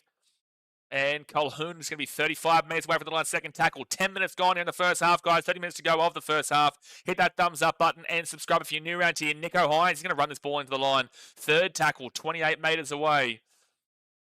28 metres out, Blake Brayley. He's going to go to the left-hand side. Braden Trindle. Trindle gives it underneath to Teague Wilton, who's going to be at the 20. This is solid, hard-hitting defence right now from Melbourne, though. And there's the 6 again. I was waiting for it. Like, the Storm were all over him in the tackles. At the back of Will Kennedy. Will Kennedy, he's got no one following through. Jeez, that's poor. And that's going to be a penalty here to the Sharks for a late shot, I think, without the ball here. It is going to be a late shot here for without the ball. I think, is it Nico Hines who's been rocked here? Yeah, it has. Nico Hines has been absolutely rocked. A late hit. What will happen here? How bad is it? Oh, jeez. I'm okay with that, really. Considering what we saw last week in, was it the Panthers-Bulldogs game or was it the Raiders-Sharks game? I think it was Panthers-Bulldogs. Considering what we saw last week, that should just be a penalty at max. There's no bin or anything like that. But it is a penalty based on what we saw last week. Oh, no. No, they're just going to... No, I think actually Klein's just warning them about the slow ruck speed and whatnot, which is very Melbourne. No, that's if there's ever a Melbourne thing to say, it's about their slow ruck speed. As play on, honestly. Like, yes, I would agree, but based off of consistency, no. Based off of consistency, that is what you're what we are seeing. So Trent Loiero goes on report. He'll be fine next week if they do play. He'll be fine. Nick Hills, that was nothing. Yes, but again, that is what they're calling. So it's a consistent call, and that's all we ask for from the NRL. As long as we get consistency, we just don't want inconsistency. So if you think that is a penalty in NRL, then just call that as a penalty all the time. Not that I agree that it should be a penalty, but if you're going to call it, then call it all the time. Second tackle here at the 7. Blake Brayley goes out the back into Nico Hines. Short ball into the line for Adam Fanua-Blake. And he's going to be 5 metres out from the line. Third tackle, Blake Brayley. Short ball into the line. Jesse Colhoun. Oh, he's so close. So close, but 4 tackle, half a metre short. He's going to roll it back to Blake Brayley, and there's actually a play at the ball. There's 6 again, yeah. 6 again, and Sharks going to score anyway! Sione Katoa will score. It was a 6 again for inside the 10. He's also not allowed to play at the ball there from the dummy in that situation. But either way, it's going to be a try for the Sharkies down on the right-hand side. It's 4-4 here with a kick to come. 4-4 with a kick to come. Well. Yeah, he called offside there, actually climbed for the 6 again, but they just didn't need it. Will Candy with a really nice play there where he steps onto the inside. The ball was pretty poor to Nico, but Will Candy gets around Jack Howarth, moves into the 5, and then just has an easy way because the winger has to come in because Howarth has come in here. So watch this. So the bad pass to Nico, but Nico then gets it quickly up to Candy. Candy will step inside Jack Howarth here, which is going to force that winger even further inwards, who's gone towards the centre, and that's left Sione Katoa completely open. So that's why I always refer to it, and that's why I keep bringing this up every single week, guys, because I want people to know that that is not Xavier Coates' fault, that try. Just because he's not on his wing there, that is not on Xavier Coates. That is on Jack Howarth, who has forced Xavier Coates to push up inside alongside him for on the purpose that if he doesn't push up alongside him for the centre with that pressure, then they would have scored through the centre, but then Coates has had to come in. So Sione Katoa scores an open try on the wing based off of the defensive read there and the missed tackle of Jack Howarth. Sean says, good stuff. Screw the Storm. Oh, that's right. You were Dogs and Panthers, do you say? Like, you're a Dogs fan to me, but you said there was another team you support. Was it the Panthers as well? I don't agree with having two teams, but I have a soft spot for the Sharkies for my mum, obviously. I might even damn well tear up if the Sharkies were to find a way to win tonight, because I'd be so happy for them, man. I'd be so happy for her if they were able to get it done. Mum was asking if I'd come back for the grand final, and I just said I have to stream here. I got a responsibility to stream here. Hines will miss the kick, and it'll be 4-4, 13 minutes in. Would love to be there for the grand final and whatnot, but I'd have a responsibility to you guys. I've streamed pretty much every game this year. It'd be a bit rough if I was to miss the big one in lieu of actually being at it. So no, I will be here regardless, and I'll be cheering them on either way, because the captain will go down with his damn well ship. That is how it happens. So 4-4, 14 minutes into the game. A grand final vlog would be crazy though. It would be, Levi, but I wouldn't do it. I wouldn't do it, especially if it was Sharks versus the Broncos. And mate, like, obviously me being at a Bronco, like, I was at the Titans women's grand final against the Sharks hit the blood at 10 here, first tackle. I was at the Titans versus the Knights grand final in the women's, and that's why I was there in 2023 for the Panthers versus Broncos. If I don't even have a Titans team, Toby Rudolph is done here. Jeez, he doesn't know where he is. God bless him, man. I hope he's all right. Third tackle with the Sharks at the 20. If the Titans aren't there, if the Broncos got a win, I would be absolutely mauled in that stadium. So no, thank you. I'll heavily pass on that. I can deal with traveling the world and copping heat from Broncos fans on next Sunday if I'm doing here, because at the end of the day they're still watching. But no, being at the game would just be absolutely brutal if they had of won. I was already copping it on social media at the 65th minute of that 2023 grand final. First tackle now. First tackle for the Storm, and it's going to be a penalty. Ashley Klein's just going to whistle this game into its death, isn't he? We've seen multiple penalties against the Sharks. We've seen multiple penalties against the Melbourne Storm, and we've seen FN boys not have a job. Lag and Borsak says your DMs are going to get flooded with nasty things the Bronx win. Yeah, go for it, mate. Like, I can deal with it nowadays. Back in the day, I probably couldn't have dealt with it, but nowadays I can definitely deal with it. I couldn't give a shit anymore. And at the end of the day, like, I've shown a lot of growth in that capacity too, where I don't hate the Broncos as much as other people think I do now. I used to, but when you cover every single game, you lose that same hatred. So Storm now, first tackle at 35. They go right inside to Cameron Munster. Now Munster to Stefano Utuakamanu, who's going to be at the 30. Gets the offload away to Jerome Hughes. Hughes away here. Hughes away here. Hughes away here. Hughes, he's caught him napping. He's caught him napping. What the fuck, Will Kennedy? Will Kennedy, are you out of control? That is one of the worst defensive fullback displays I think I've nearly ever seen. That is hilarious. Jerome Hughes, incredible play here from Jerome Hughes. Incredible play, but Will Kennedy, what planet are you on? There is no fullback. There is no fullback here for the Sharks. That is absolutely abhorrent. That is a try up the middle. Bad missed tackle there from Teague Wilton and bad missed tackle there from Jesse Colquhoun. But Will Kennedy, this is up the centre of the field. There is no world you should be getting caught out in that situation. Really strong there from Jerome Hughes to get away from that trip there from Kennedy and for him to get over the line and score. Well done, Jerome Hughes. There is nothing wrong with what he's done. But Will Kennedy, wake up. That is a try up the centre of the field in the attacking 30 from the halfback. How is there no fullback to make a tackle in that scenario and only being able to swipe at the ankles of the player? That doesn't make sense defensively from a fullback. And he went for the ankle tap. Well, that's all he could do, Branton, because he was so far out of position. He was so far out of position. Was that under the sticks? Yeah. Yes, well, basically under the sticks. It's not under the sticks. Well, it's 8-4 here to the Storm with a kick to come. What is Will Kennedy just walking, dude? Look at Will Kennedy. In no world should that Jerome Hughes be able to score there. Every world he's able to break the line there, but in no world should the fullback not have been able to make a genuine play at the player up the middle of the field in that scenario. In no world. In no world. In no world. But the Storm are about to go up at 10-4 here. Great try from Hugh. Oh, nearly missed a kick, but again, it's 10-4 here to the Storm with 23 minutes to go. Crazy bad play there from Will Kennedy. Crazy bad play. Malie says, minor premiership should be rewarded by playing the preliminary automatically. Disagree. It's not fair to finish the season on top and then the minor champion go throw of dice. Things have to be changed. Absolutely disagree on every single planet. At the end of the day, the Raiders still lost 2 straight games in a row. One to the fourth placed Broncos, and then one to the fifth place Sharks. Why do the Raiders have to benefit to get into the prelim automatically? That's completely unfair to the rest of the competition. You know, and also, how do you sort out a final system then? Because we have first versus fourth and second versus third, fifth versus eighth and sixth versus seventh, and then you have, let's assume, third versus fifth, and then fourth versus eighth. And then those 2 teams who win play the preliminary finalists. That doesn't make any sense. Why would we say that just because you come first in the NRL season that you then get to skip 2 weeks of rugby league? And then also, how does that even work out in regards to a final system? It doesn't even make sense. All right, so the Storm now in third tackle. They're going to get this ball here to the 20. And no, I don't feel like that's completely unfair to the rest of the competition. At the end of the day, by coming first, you're automatically getting to play the lowest ranked team out of the top 4, and you're getting to play at home, and then you're getting to play at home the week after or in 2 weeks, provided you win. If you lose, you still get to play at home against a team from outside of the top 4. At the end of the day, they get plenty of benefit coming in first position comparatively to elsewhere. There's no way you would allow them to have 2 weeks off. It's ridiculous. So the Storm now at the 40, they're going to kick this ball down into the corner. And the Sharks, Will Kennedy grabs the ball here at the 20. You got a lot of making up to do, Will Kennedy. A lot of making up to do.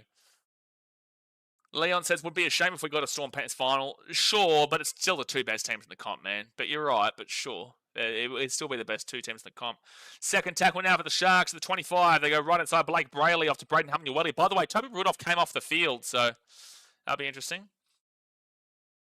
It says he's and a Haas. I don't know what that means. 9 from 9 completion for the Storm. 8 from 9 of the Sharks. Really impressive there from Melbourne, considering their Bulldogs game. They made a lot of mistakes. 4th tackle for Cronulla at the 40.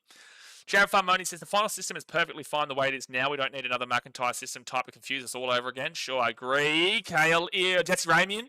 Ramian now at the 45 on 5th tackle.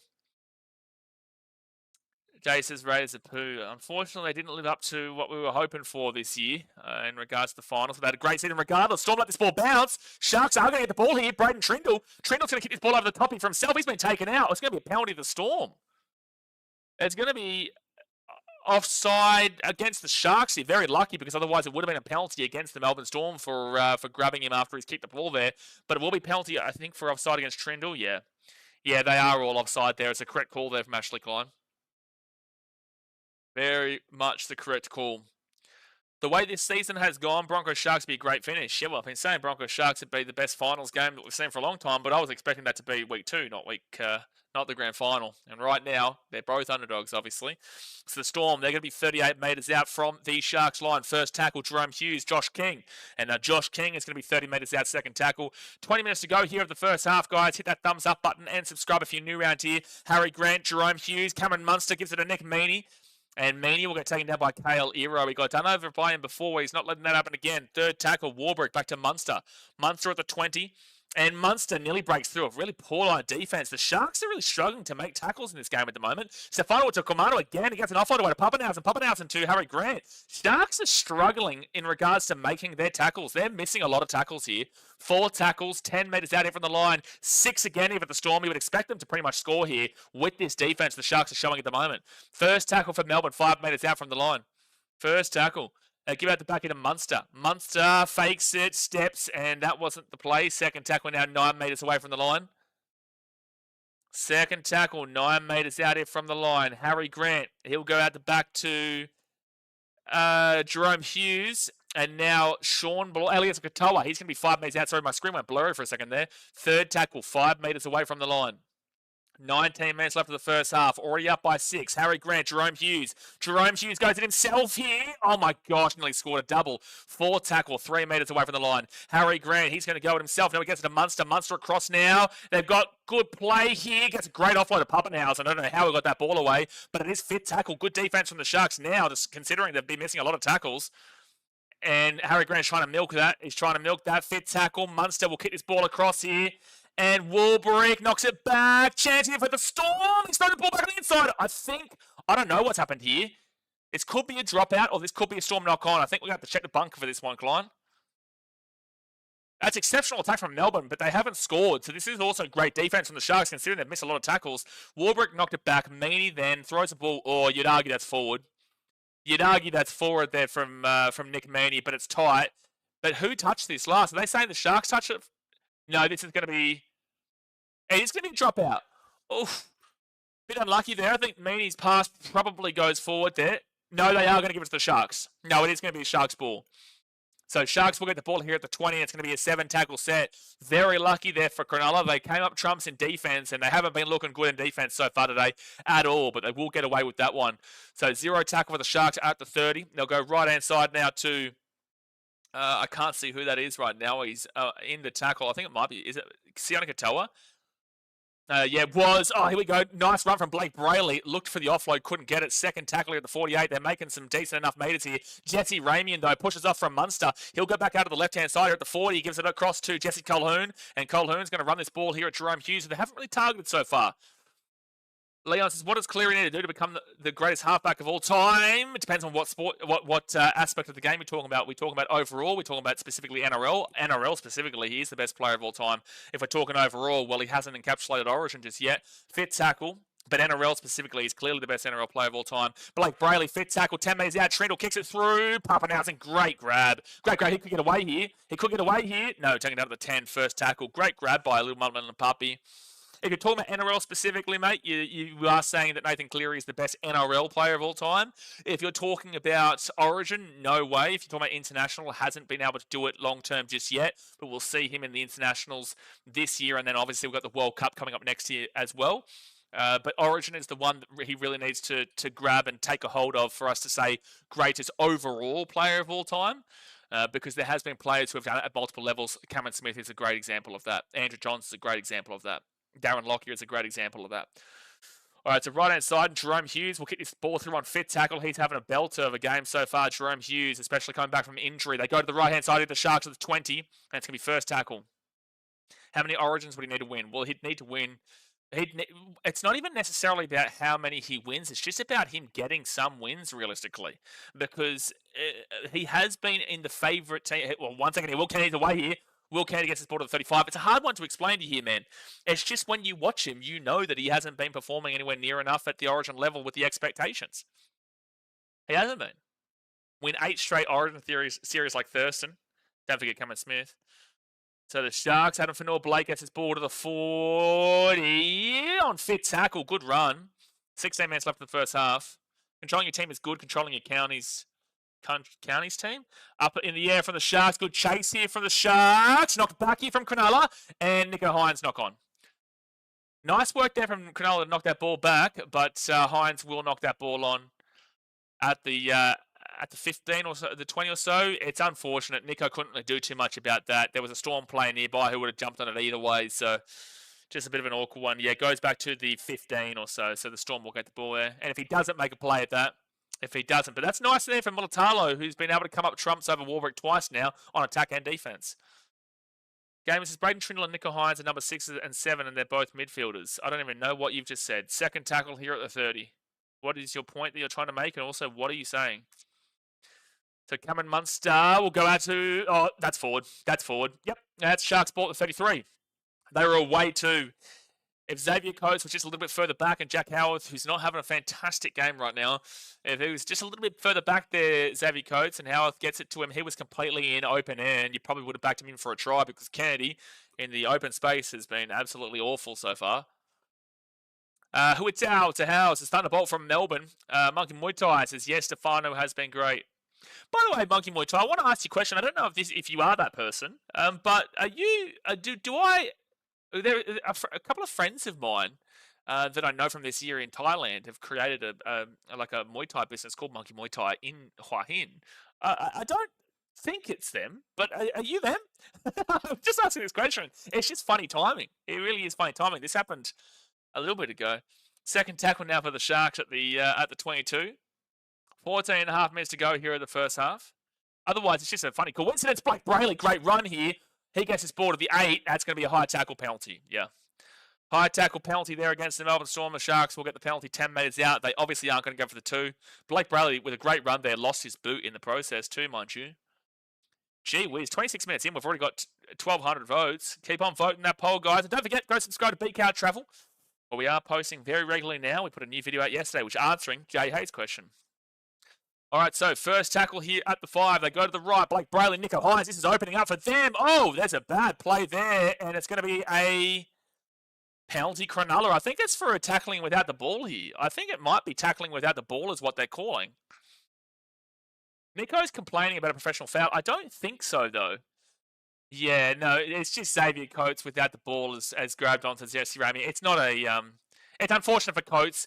That left-hand side defense for the Storm is looking very worrying, though. Jack Howarth is not handling the pressure well and is coming in really quickly, which is kind of forcing Xavier Coates to come in, which is leaving that left-hand side really open defensively. Really open defensively there. So the Storm have got to get on top of that quickly because the Sharks are looking down that way very quickly. Jesse Colquhoun, he's going to be 3 metres out. His second tackle. Now 2 metres away here from the line. Second tackle for the Sharks. Blake Brayley. He's going to go out to the left-hand side to Braden Trindle. Trindle gives it short ball. No. Well, that's just stupid. That's just stupid from Kailiro.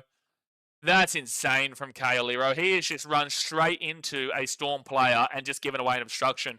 That is awful stuff. Like, that's awful stuff here from Cronulla. They actually would have had a try probably too. You've got Nicho running in behind that would have been able to force a 2-on-1 situation with Will Warbrick. So either Nicho probably scores or you probably see Ronaldo Mulitalo score. But instead, Kale Ero comes in, who's had a pretty rough game so far. He comes in and just runs straight into Jerome Hughes. Appreciate you, Real Keefe, for becoming a member. Get around you, sir. Appreciate you for joining up as a member. Second tackle now for the Storm. They're going to be 42 metres away here from the line. Harry Grant to Jerome Hughes. Now at the 45 on the attacking side of the field. Third tackle. But he says, Klein watching his multi. No, the penalties have all been legit. Unfortunate, but legit. Munster, this middle defense. Oh my gosh. Will Kennedy is the worst defensive fullback I've ever seen in my life. Fourth tackle here for the Storm, 3 metres out. Will Kennedy is horrific tonight. Horrific. Harry Grant, he'll get the ball away. They've got numbers galore here, but the Sharks have covered. Now Pappenhausen, he's going to step inside. Pappenhausen, 3 metres out from the line. This Sharks defence has been abhorrent in the middle of the field, and Kennedy has been just dreadful. They go quickly, and I don't know how they've found a way to throw this. Oh, this is what's happening here. The Storm right down the right-hand side. Pappenhausen gets it to the ground, and they might even still score. They may still score. No, it's going to be... I don't know what we just witnessed these teams here. What did we just witness, guys?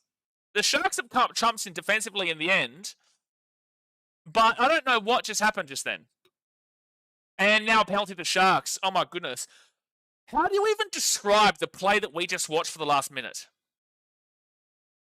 How do you even describe? Straight Set Space says, how have they just stopped that? I don't know, because the Sharks went from being horrific defensively to Will Kennedy being completely out of position and done over again.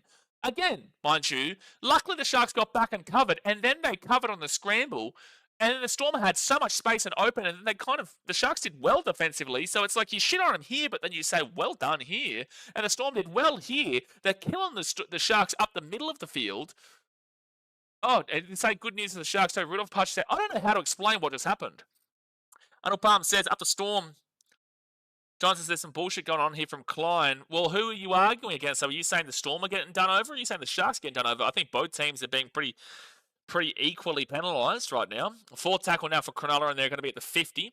10 minutes to go here in the first half, guys. Hit that thumbs up button and subscribe. 10 minutes to go of the first half.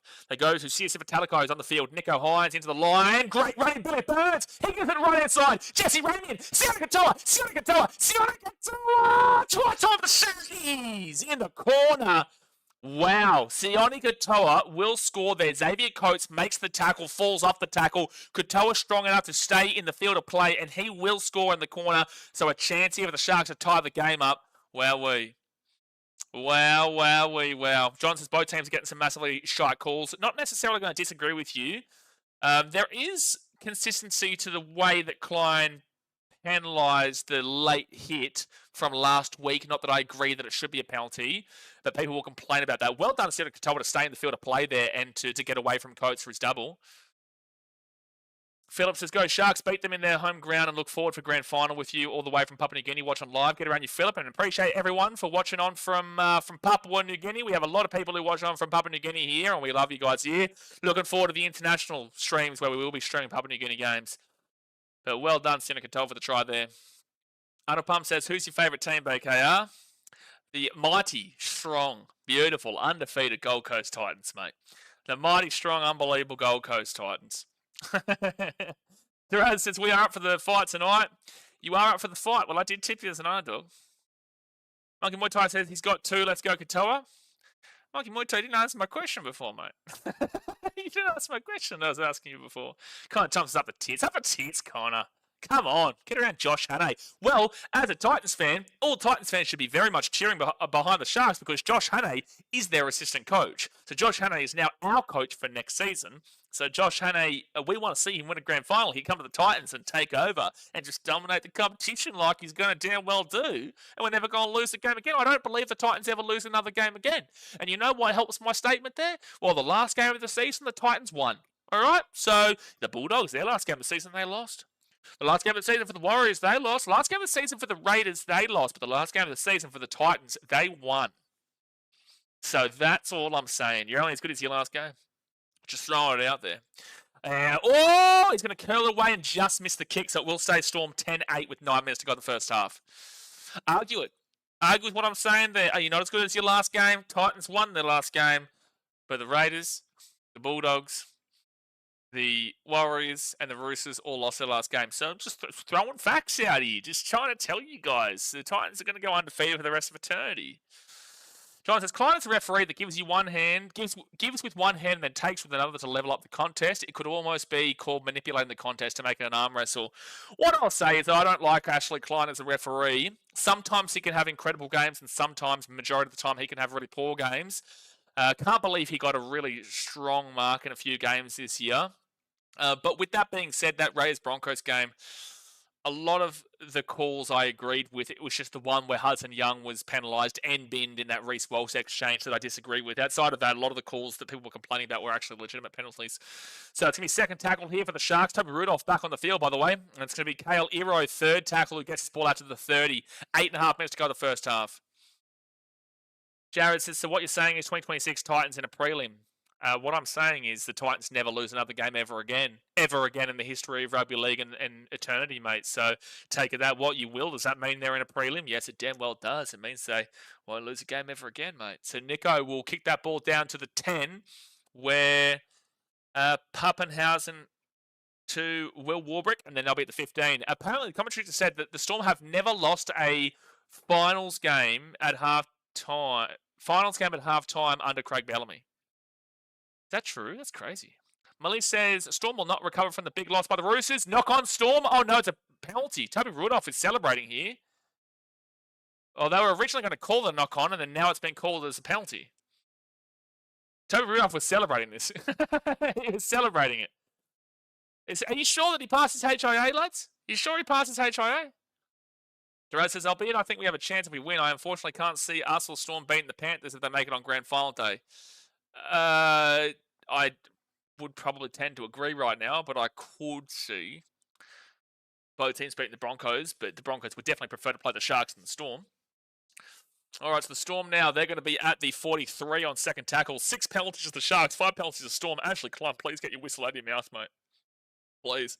Munster steps again. This is where they've been finding the best part on the field. That centre of the field defensively has been absolutely dreadful for the Sharks tonight. Tui Kamikamica, he's going to get this ball to the 25 on 4 tackles. 6 minutes and 45 seconds to go here of the first half. They go to the left. Munster, good tackle there from the Sharks. He might get the offload away. He can't get the offload away. Fit tackle at the 18. Are they going to try and go back to that left-hand side for a Coates battle? That's exactly what they do. They put that ball up into the air here for Xavier Coates.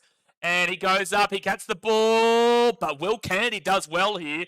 Wow, shock horror. I am super surprised. Will Kennedy has done well defensively to stop Xavier Coates from scoring in the air. A shock horror. Anupam says, Storm fan here from 2010. Well, that's a very interesting time to get around the Melbourne Storm, Anupam. You got around the Storm throughout the very heated time of them cheating the salary cap? Why? Why? You decided to support the Storm after they got, literally at the moment, they got caught cheating the salary cap? Why? Are you from Melbourne? Poor Tackley. Otherwise, why would you choose that team at that time? You know, if you chose Storm mid-2010, it's like bandwagon, but still, at the end of the day, it makes a lot more sense. Or before 2006 makes more sense. But that time? It's a very odd decision. The Sharks are going to kick this ball down to the 28, where it's going to be Will Warburg now. He brings his ball out into the 35. Breton says, wow, Will Kennedy did something. Johnson, that Sharks defense is terrific. The Sharks defense has been terrific for the most part in the defensive 20, but the middle of the field around the 40, 50, 40, 30 has been awful in the middle of the field. There you go again, Pappenhausen with a great run to the 44, right through the middle of the field. They're not getting the space down the wings. They're getting the space up the middle. The Storm now, they're going to be 33 minutes away from the line. 4 tackle, 5 minutes to go here in the first half. They go to the left-hand side. Harry Grant to Munster. Kicks this ball. Oh, Will Kennedy's out of place again. Oh, my gosh. I can't deal with him. I can't deal with him. He is fucking useless. Will Kennedy has got to be one of the worst fullbacks in the history of the sport. Oh, my God. Oh, my God, dude. Oh, my God. He's a pain to watch right now. Will Kennedy is an absolute horror show to watch right now. This guy is quite literally throwing away your season, Sharks fans. Will Kennedy has been so bad. Like, he's been so bad. So bad. What is Will Kennedy doing, dude? They're not playing with a fullback. I'm sorry, the Sharks are not playing with a fullback. The Sharks are not playing with a fullback tonight.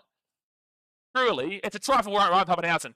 Smart play from the Storm because Will Kennedy is constantly out of position. When I'm criticising the Sharks and Will Kennedy here, I'm not saying the Storm aren't scoring great tries. It's great thinking from the Storm. They are doing exactly what they need to do, and it's a great try. But Will Kennedy, for the love of God, please play as a fullback tonight. You've been caught out multiple times today. You should have had 3 tries scored against Will Kennedy for being out of position and poor defensively.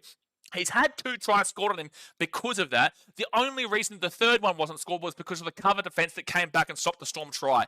I cannot believe this absolutely abhorrent performance from Will Kennedy tonight. Craig Fitzgibbon, when he goes into the sheds at halftime, genuinely needs to give this guy a slap around the ears. What is he doing in the line there? He's behind the line by like a meter. What is the positioning? What is the point of the positioning there from Will Kennedy? It's a great sneaky kick from Munster Benfield. What is the point of Will Kennedy being a metre behind the line of defence on the inside? So you're giving up your entire back of field, but you're also not really benefiting the line of defence there. What is the point of Will Kennedy's position there? Will Kennedy must have forgot he was playing or not. Well, he's playing, just playing awfully. Infinite Kiwi says, nice trick shot. Huatao says, keep it up, Will Kennedy. You can do it. No, he's doing it for the Storm right now. he is spectacularly doing it for the Storm right now. All right, Rapetti, we're gonna have to time you out for that one, Rapetti. We can't be using that kind of word here, mate. That's not the terminology we can use here on here, mate. Second tackle here for the Storm at the 28. The Storm have definitely been the better team in this first half from the Sharks. Third tackle now at the 35. But Kennedy is letting your team down dramatically. Like, dramatically. Trent Loiero is 4th tackle at the 44. If I'm Craig now, I tell Kennedy pull his pants down. It's time for the belt.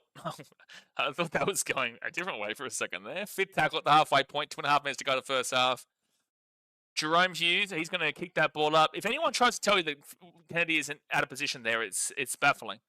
And Will Kennedy will at least catch that ball and then get taken down to 13.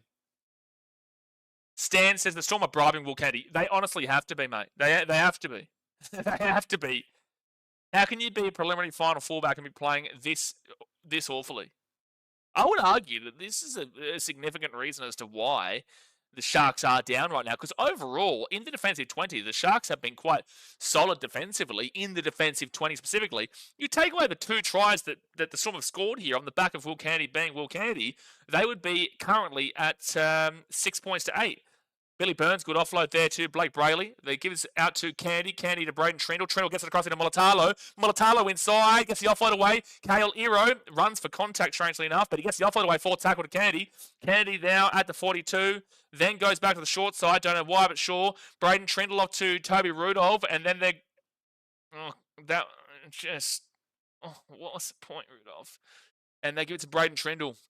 Now Trindle into the corner. The chase through here is... It's a weird ball, but Will Warbrick with a great grab, and he's going to bring this ball out of the 15. I genuinely feel like this game would be 8-6 without Kennedy. Like, because, again, as a collective inside their 20, they've been good. Anupam says, who is captain of the Sharks? Blake Brayley today. 4th tackle here for the... Or 3rd tackle for the Storm at the 40. To Munster. Munster at the back of Jerome Hughes. Jerome Hughes now to Nick Meaney. There's 53 seconds left here in the first half, and they'll be at the halfway point.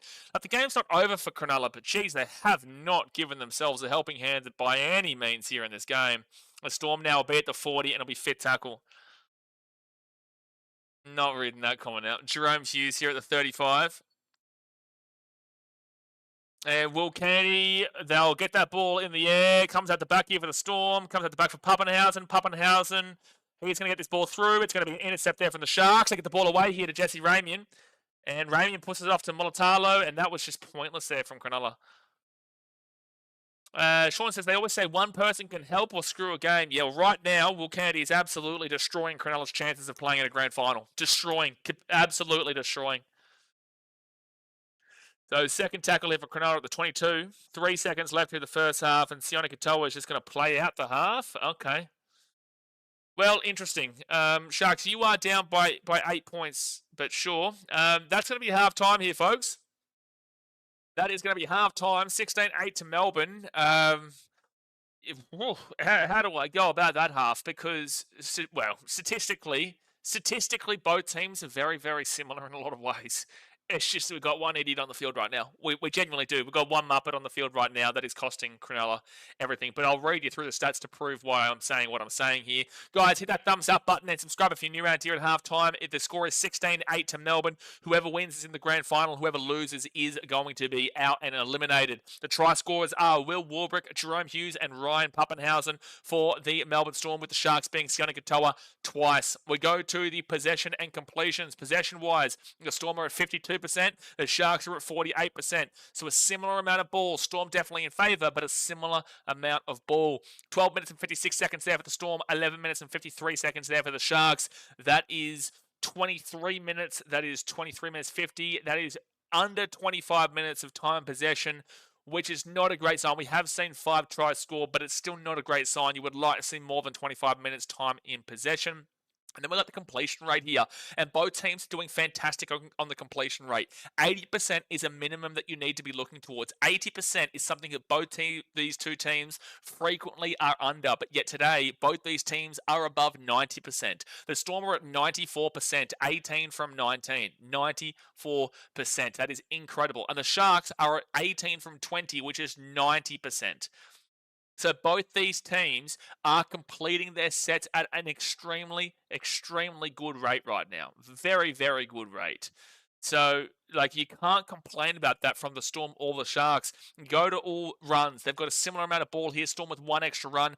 87 with 815 run meters. The Sharks with 86 for 718 run meters. Now it's 88 for 821. So, the Storm are about 60 or so meters, 59 to be exact, behind the 10 meters on average per run that you look for a very, very solid number. They're about, now it's 90 for 843. So that's about 57 meters behind that 10 meters on average per run that you're looking for. These stats will update at halftime, as you guys know. So 843 run meters compared to the 718 from the Sharks at 86. That is a 100 and now it's 91 for 847, 130 odd 130 odd better run meters for the Storm with 5 extra runs. So it would be unfair to say that 10 meters an average per run for the Sharks give them 50 extra meters for the Sharks to go from 718 to 768, which would still be about 80 behind where the Melbourne Storm are at, but it will be unfair because the Sharks aren't completing at that rate. So to say that 92 for 852 is a 50-meter...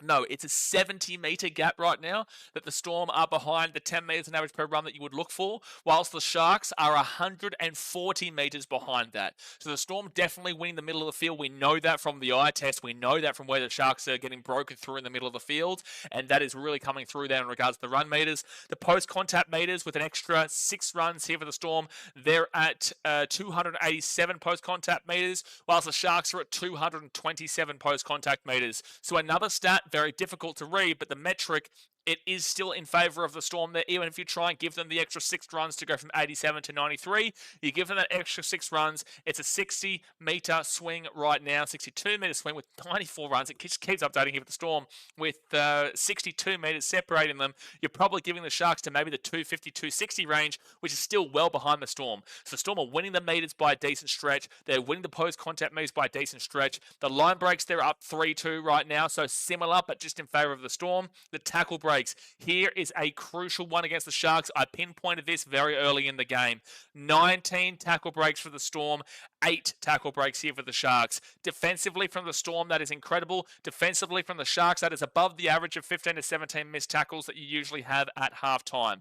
That is poor from the Sharks in a preliminary final, and we saw that very early doors, and it's mainly coming from the middle of the field defensively at the 30, at the 40, at the 50. On their side of the field, they're allowing free space, and then we're seeing the idiot at the back being completely knowing absolutely no idea what to do, being on the other side of the damn well field, completely being out of position. That is Will Kennedy so many times tonight. He is never in position as a fullback, and the Storm are getting free tries through great plays from the Storm, but free tries because they're acknowledging that there is a guy back there who is not playing fullback. He's actually in the hot dog stand out near the MC Jam or G for the AFL Grand Final. Will Kennedy has been closer to playing for the Geelong Cats in the Grand Final tomorrow at the MCG than he has for the Cronulla Sharks tonight being in position on the field. He's been closer to the MCG. That's how poor he's been position-wise. The tackle breaks aren't helping him, but that's how poor he's been position-wise. He's closer to me in Vietnam nearly. Average set distance, 25 metres and behind, 25 metres and below is turn the stream off pathetic. 25 to 30 is disgusting. 30 to 35 is underwhelming. 35 to 40 is hitting the marker. 40 to 45 is great. 45 to 50 is fantastic. And then 50 plus is basically perfect. It's an incredible one. It's absolutely incredible. The Storm are at 45.63, so that is fantastic. That is on the lower end of the fantastic, but 45.63 metres on an average set distance is really, really good. That is really, really good there from the Storm. Whilst the Sharks, they're not even hitting the marker of 35. They're at 34.66.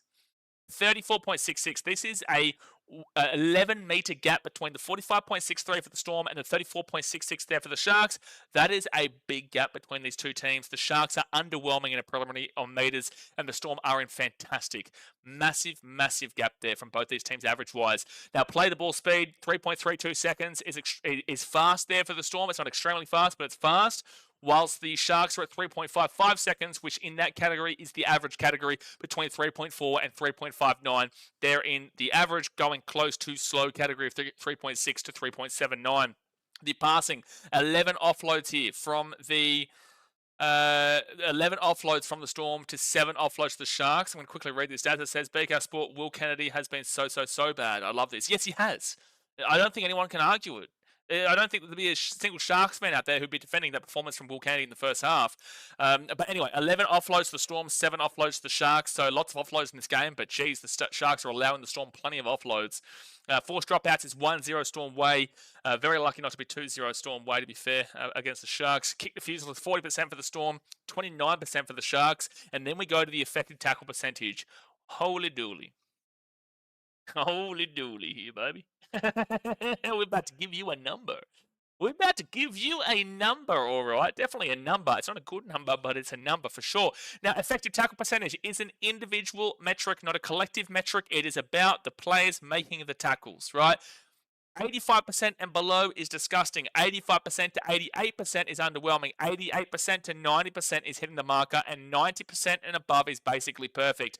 The Storm are at 89.88%, which is hitting the marker. It's on the upper end of it, very, very close to being in the perfect category. Very good defense here from the Storm today. 151 tackles made for 8 missed tackles and 9 ineffective. So whilst they've got way less missed tackles, 15 to 17 is an average. They're 7 underneath the lowest of the average there at 15 at 8. That's fantastic. That's incredible. But the 9 ineffective tackles is the average is 6-7. So they're 2 above the highest of the average there of the ineffective tackles at 9. So that is 17 bad tackles in the first half of the Storm, which is very good, which gives you that 89.88% on the upper end, getting close to a perfect first half defensively. Whilst the Sharks, well, I don't even know if I want to talk about this number. 81.22% is absolutely horrific. That is absolutely horrific. I love a comment that's just said, do you like AFL more NRL? Well, how many games in the AFL have I streamed? So 81.22% here for the Cronulla Sharks. 81.22%. That's close enough to the 70s.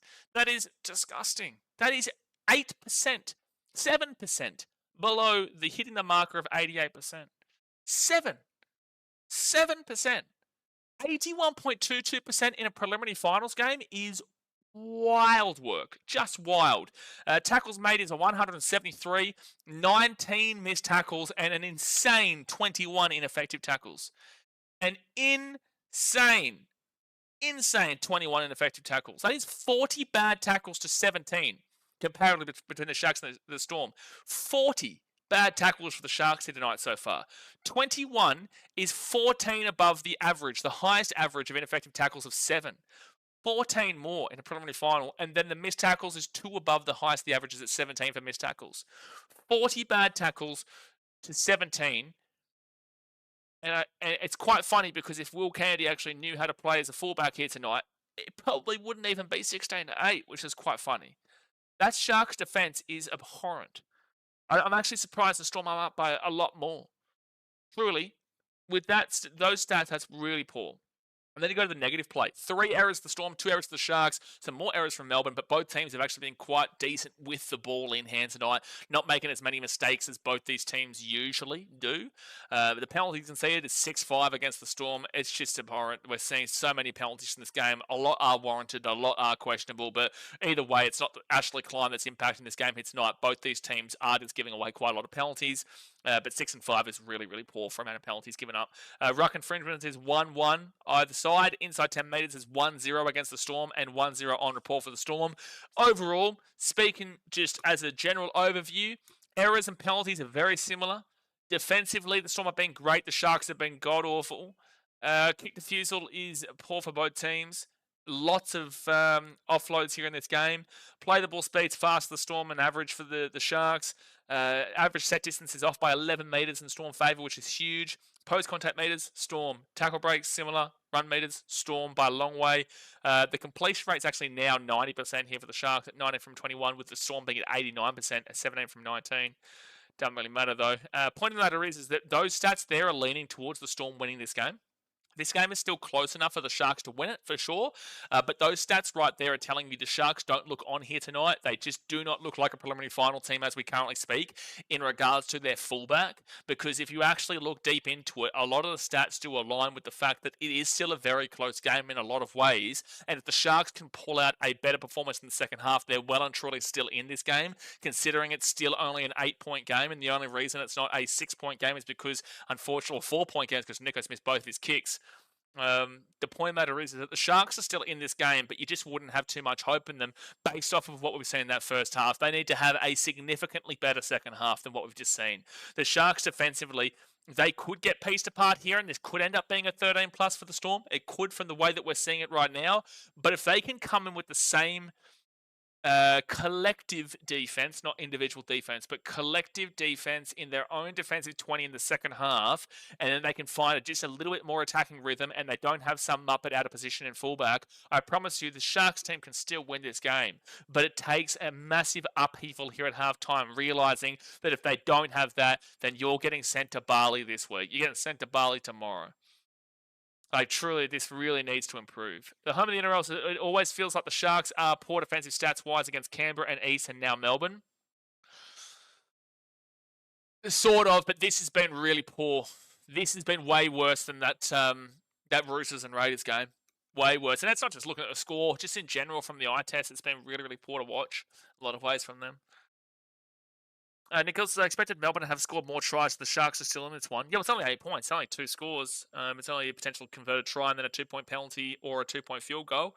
Or 2 unconverted tries. 1 converted try will take them into the lead. This is a very, very close game still score-wise. But the Sharks need to really impress in the second half comparatively to that first half, because that first half looked extremely poor.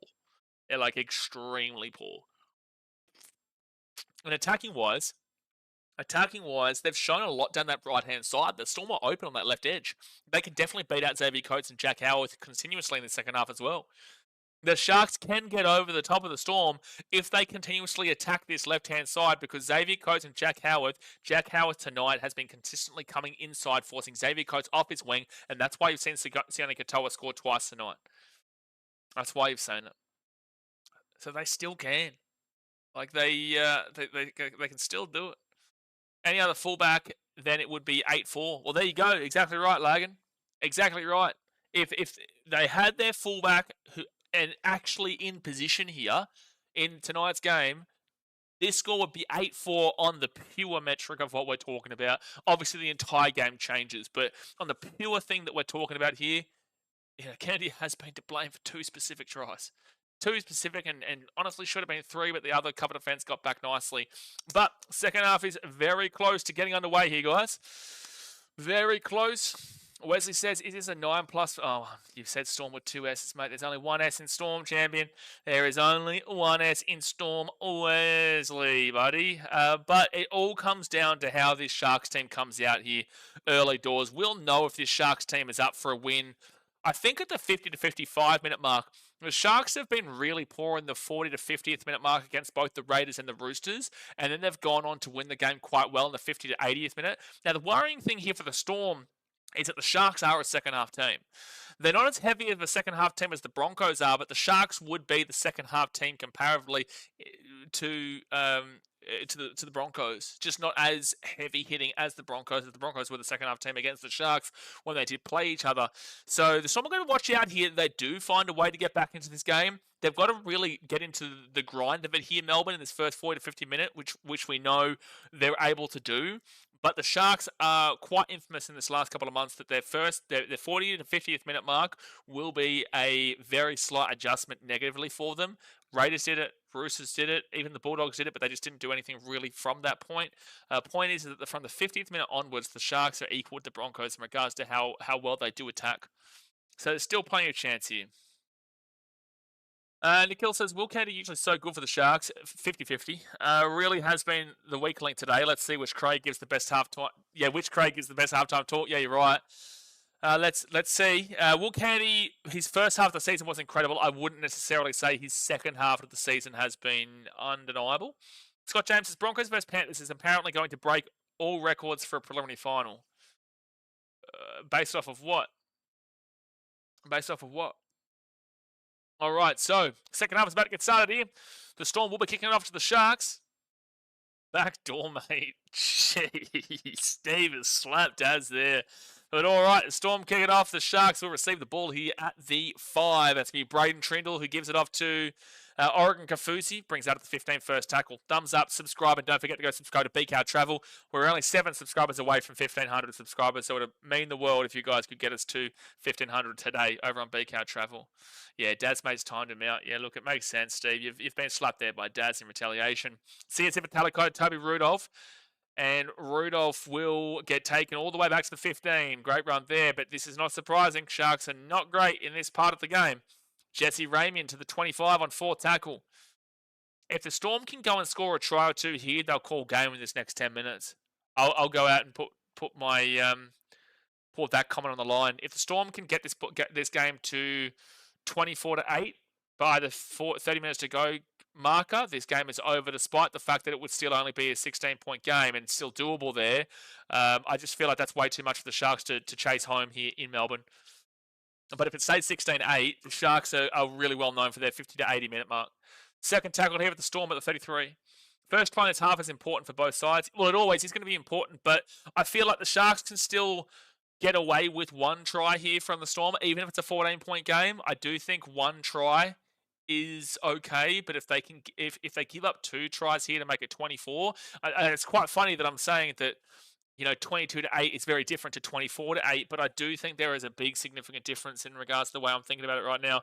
So Munster, he'll get this ball to the halfway point. It'll be fit tackle. Coates has been very quiet so far this game. Well, it's because the Storm haven't really been going down there because they haven't needed to go down there. It's not because Coates has really been quiet in his own merit. It's been because the Storm haven't been kicking the ball to his side. The one kick that he did get, he did catch, but it's just that, Kennedy actually made a good play for once and made the tackle. First tackle now for the Sharks at the 25. And Molitalo is going to bring this ball out into the 30 at the second tackle. I'd agree with that statement in regards to the 30-minute mark. The statement in regards to the 30-minute mark? Do you mean in regards to the 50 to 80 minutes in that 30-minute period, or what are you talking about in regards to the 30-minute mark? Fourth tackle here for the Sharks. They're going to beat the 43. Blake Brayley off to Oregon Kaufusi, and that's a strong run there from Oregon Kaufusi into the attack and half. Fifth tackle, a 24 to 8. Oh, okay, yeah, fair enough. 24 to 8, Broncos fans like that score. And that will be kicked straight down to Pappenhausen, and he's going to get taken out of the 5. Okay, so the Sharks got field position right now. It's a good kick there from the Sharks, and it's got the Storm on the back foot inside their own 10. Now they're at the 15, though, which is disappointing. The Sharks have allowed that quickly. And Will Warbrick will bring it out to the 20. If they are anything serious here, the Sharks, they'll keep them inside their own 40. Otherwise, it didn't really work out to be a great defensive set at all after a fantastic kick. And Xavier Coates is already at the 35 on 4 tackles, so it's looking likely they'll get past the 40. And they're already past the 40. Sharks defensively, that was really poor. And they've actually got inside the attack and half. They're 40 metres out from the Sharks line. I'm sorry, Cronulla, but that was poor defence there. You had them inside their own 5, and they got all the way out to the 38 in the end. Poor kick there from Jerome Hughes. Could potentially be a penalty. They've said it's fine. They're throwing the ball back here to Nick Meaney, who then puts that ball in the air. Kennedy, you better catch that damn well ball. He does. He gets away from 1 tackle. And he's still going here. At the 10, he gives it across here to Sione Katoa. He gets away from 1. He steps again, and he'll be still going here and taking it out to the 13, first tackle. That was a bit weird, but that was a nice kick from Nick Meaney. It's just they couldn't really lock down Kennedy inside that 10. Second tackle now at the 40. How many votes have we got now? So it's almost 67% at basically 1,500 votes. Where we? Third tackle now for the Sharks, and they'll be at the 30. Third tackle. Blake Brayley, good strong run there. Arguably a penalty for not being square, but Ashley Klein is going to keep the whistle in his mouth today in the second half. Wow, interesting. Well, 40-20 attempt here from Trindle. It's a good kick, but Will Warbrick will get back in time. And he'll bring this ball out to the 40. He gets away from 1 tackle, Will Warbrick, and then taken down to the 20 on first tackle. John says, the Sharks' attack is sporadic and erratic and unpredictable, which makes them dangerous. Poor things from the Sharks' side. Melbourne aren't punishing them on the scoreboard. Yeah, I spoke about this. Based off of the stats at half time and based off of the eye test of what we saw in that first half, the Sharks definitely should have been put to bed in the first half. The Storm should have put him away for sure. Is that Billy Burns injured right there? He's grabbing at his jaw. God bless him, man. Fourth tackle out to 50. Britton Nakora still hasn't come on the field, by the way, so they're just waiting to use that weapon. And Harry Grant, he'll get taken down. He's lost the ball. Oh, why? Why is that a penalty? If Harry Grant's passed that ball into the play, he's done that deliberately, which has been penalised against this year. That's been penalised against this year. What? How is that a penalty? The Sharks haven't done anything wrong there. He's just lost the ball, Harry Grant. He just lost the ball there. The commentary's talking about this now. If a player's milking, the rule was brought in. That's 100% that was at fault of Harry Grant there. There's no way that should have been a penalty to Melbourne Storm. Anyway, Jerome Hughes here. He'll be at the 20, and now he'll be taken down 20 metres out, second tackle. Do you think Melbourne have the 2 best wingers in the game at the moment for a single team? Will Warbrick and Xavier Coates, yeah, probably. Right-hand side now, and Nick Meaney is going to be 8 metres out from the line. Third tackle. You're getting penalised for getting on side of saying it all. Yeah, no, that's crazy. Oh, Pappenhausen's clutching at his left shoulder here. God bless him. Out of the left-hand side here, Munster. Their fullback is down in back play. He's grabbing at his left shoulder. Oh, man, you don't like to see that, man. You don't like to see that a week out from the grand final. Twickenham is 5 metres away here from the line. And it's 6 again. Oh, that's just stupid from Oregon Kaufusi. I'm sorry, but that is absolutely poor work there from Oregon Kaufusi. So the Storm now 3 metres out. First tackle, Harry Grant. They're handing it on a platter, Melbourne, man. Truly, they are. Jerome Hughes gives it out right inside. Papanassen's back up. He gives it across here, and the Storm beat the 10. Papanassen's actually playing again. He's fine. Okay, good stuff. We love that. We'd love to see that. Papanassen right back up and playing again. Jerome Hughes steps and then taken down 5 metres out. Third tackle. Good scramble defence from the Sharks in this set. Harry Grant gives it across to Munster and Alec McDonald. Jeez, he got close. He doesn't usually score many tries, but he got real close there. Harry Grant kicks it through. That's going to be... Oh, so close to a try. It's going to be a 7-tackle set, just too far. Sean Ballore had an open score, but and I wouldn't even blame Will Kennedy for that. That was just a nice play from Harry Grant, which caught them off guard. But unfortunately, just a little bit too hard there from Harry Grant, and it ended up being a 7-tackle set. The Sharks get lucky there, and this is what we're talking about. The Storm aren't punishing the Sharks as they should. The Sharks should be getting punished right now. First tackle here for the Sharks at the 40 on their own side of the field. Nico Hines gives it to Britt Nakora, who's on the field now. Let's see what he can do. The international New Zealand back rower, who's been held out by Billy Burns as a starter recently. He's going to want to really prove himself coming off that bench. Adam Fanua-Blake, 40 metres away. And the referee is going to... Oh, Billy Burns is going to come off for a HA. I was going to say, why is Klein blowing this play dead, getting the Storm back into their position? Billy Burns will come for the HIA, and he's bleeding pretty heavily onto his jersey there. God bless him. So third tackle, Burns in the blood bin. No, I think it's a HIA. He's got a HIA, but he's also obviously bled onto his jersey. All right, Adam Fanua-Blake now at the 40. Gives it across to Braden Trindle. Trindle or Braden Hamilton with a good contact with Trent Loiero. 35 metres out, fourth tackle. Now Blake Brayley to Braden Trindle. Trindle at the back here. He had Will Kennedy at the back, but he didn't get it there. He gave it to a short ball to Teague Wilton instead. Blake Brayley now to Trindle. Trindle here at the 20. He gives it underneath here to Ero. What are you doing? Oh, for God's sake, Cronulla. What are you doing? What are you doing? Kick the ball in the air, Cronulla. They've just run the ball from 25 metres out and just got tackled at the 15. What are you doing? So first tackle here for the Storm at the 11. What are you doing? You're down by 8. Why are you getting tackled on fifth tackle at the 13? Second tackle here with the Storm at the 20. Now, again, if you want to be anything serious here, Sharks, you've got to keep them inside their 40, but it's already third tackle and they're at the 30. And they'll go right-hand side to Nick Meaney. It'll be fourth tackle at the 38. They're going to allow them to get out of the 40 again when they had good field position on them at the very least. And Tui Kamikamica, he's going to get taken down to the 48. Well, you can't. The crowd's booing. You can't penalise the Sharks there. He completely slipped onto the grass. All right, so the Storm are going to kick this ball into the corner where Will Kennedy will grab it at the 23. Good take there. Good take there from Kennedy. And it's going to mean they have to come out from their own 23 here, but not as bad as what it could have definitely been.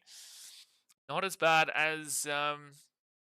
Oh, geez. Okay, so this is stopping my feed right now. I'm trying to get this game live again. 30 minutes to go here of the game, guys. Penalty for the Sharks here. Huge penalty coming out of their own 25. Massive penalty. 30 minutes to go of the game. Hit that like button and subscribe if you're new around here. The Sharks are going to get back on the attack here at the 50, where Kale Ero gets across a Trindle at their own 45, and now they'll be at the 50. First tackle. 30 minutes left. Emery get around the Storm. Well, it's an 8-point game here. It was that grind that I did tell you for that 10-minute span. I did worry about the Storm in the 50 to 80 minute mark if they couldn't score, on the basis this is where the Sharks usually click it up a notch. They give it left-hand side to CSF Talakai, and they're 25 metres out from the line. Third tackle. All right, Cronulla, well, here's your chance. 20 metres away here from the line. They are a 50 to 80 minute team usually. Blake Brayley gives it off to Trindle. Trindle off to Adam Fanua-Blake, and they're going to be 10 metres away from the line. Good run there from Adam Fanua-Blake. 10 metres out. Blake Brayley, he's going to go to the left-hand side of Braden Trindle. Trindle gives it across. What? Oh, it's fourth tackle, I was going to say. Now fifth tackle, 2 metres away from the line for the Sharks. Teague Wilton rolls it back to Blake Brayley. He gives it to Trindle. Trindle kicks his ball over the top. Little dinker. Oh my goodness me. It's a knock on Sharks. Will Kennedy has nearly scored. I would have said, you know what? I take back what I said. It was right at the time, but you've saved your team. Definitely a knock on here from Will Kennedy. Nice jump. He actually had it there. He just couldn't reach out enough to get the ball. All right. Well, the Sharks At least they showed a little bit of signs there. They showed a little bit of signs overall. It's 0 tackle for the Storm, now first tackle for Melbourne at the 28. As long as the... That was a really good set there from Cronulla that got them into an opportunity, and Candy was just super close to being able to do it. Xavier Coates is going to get up and roll it back here at the 35. Harry Grant trying to milk a penalty, can't get it, and now it'll be second tackle at the 42. Can he try to redeem himself? Yeah, it would have been massive for him to get that because he has needed to redeem himself after that really, really abhorrently bad first half, but obviously not to be. At least it was close, though. Loiero taking it down to the halfway point. Third tackle for the Storm with 29 minutes to go of the game. Yeah, and you're right, John. Melbourne are going into their lazy patch. It's always Munster that lets you know. The Storm do usually have a bit of a lazy patch around this period. So this is the key moment of the game. This next 10 to 13 minutes to the 15 minutes to go mark is the part of the game the Sharks need to target to get themselves onto that form. Kamikamica gets that offload, and now there's going to be plenty of space here for him to make a run to the 25, fit tackle. The Storm do usually go into a bit of a lazy patch, and this is where the Sharks usually hit their form. So let's see how it cracks on. Jerome Hughes gets away from a couple of players. Munster's going to kick this ball over the top here. Not a good kick there from Munster. Oh my gosh, it's going to be a dropout. That is the luckiest thing you've nearly ever seen there from Munster. And it was an awful kick that the Sharks misjudged completely, then was allowed to bounce. Bounces away from Xavier Coates. And luckily for Sione Katoa, Jesse Ramey was able to get there. Luckily, he was able to get back because Katoa completely misjudged that. It was actually a really awful kick from Will Warbrick that has just benefited them in the end. Are they going to go? They are going to go for the short dropout here, the Sharks.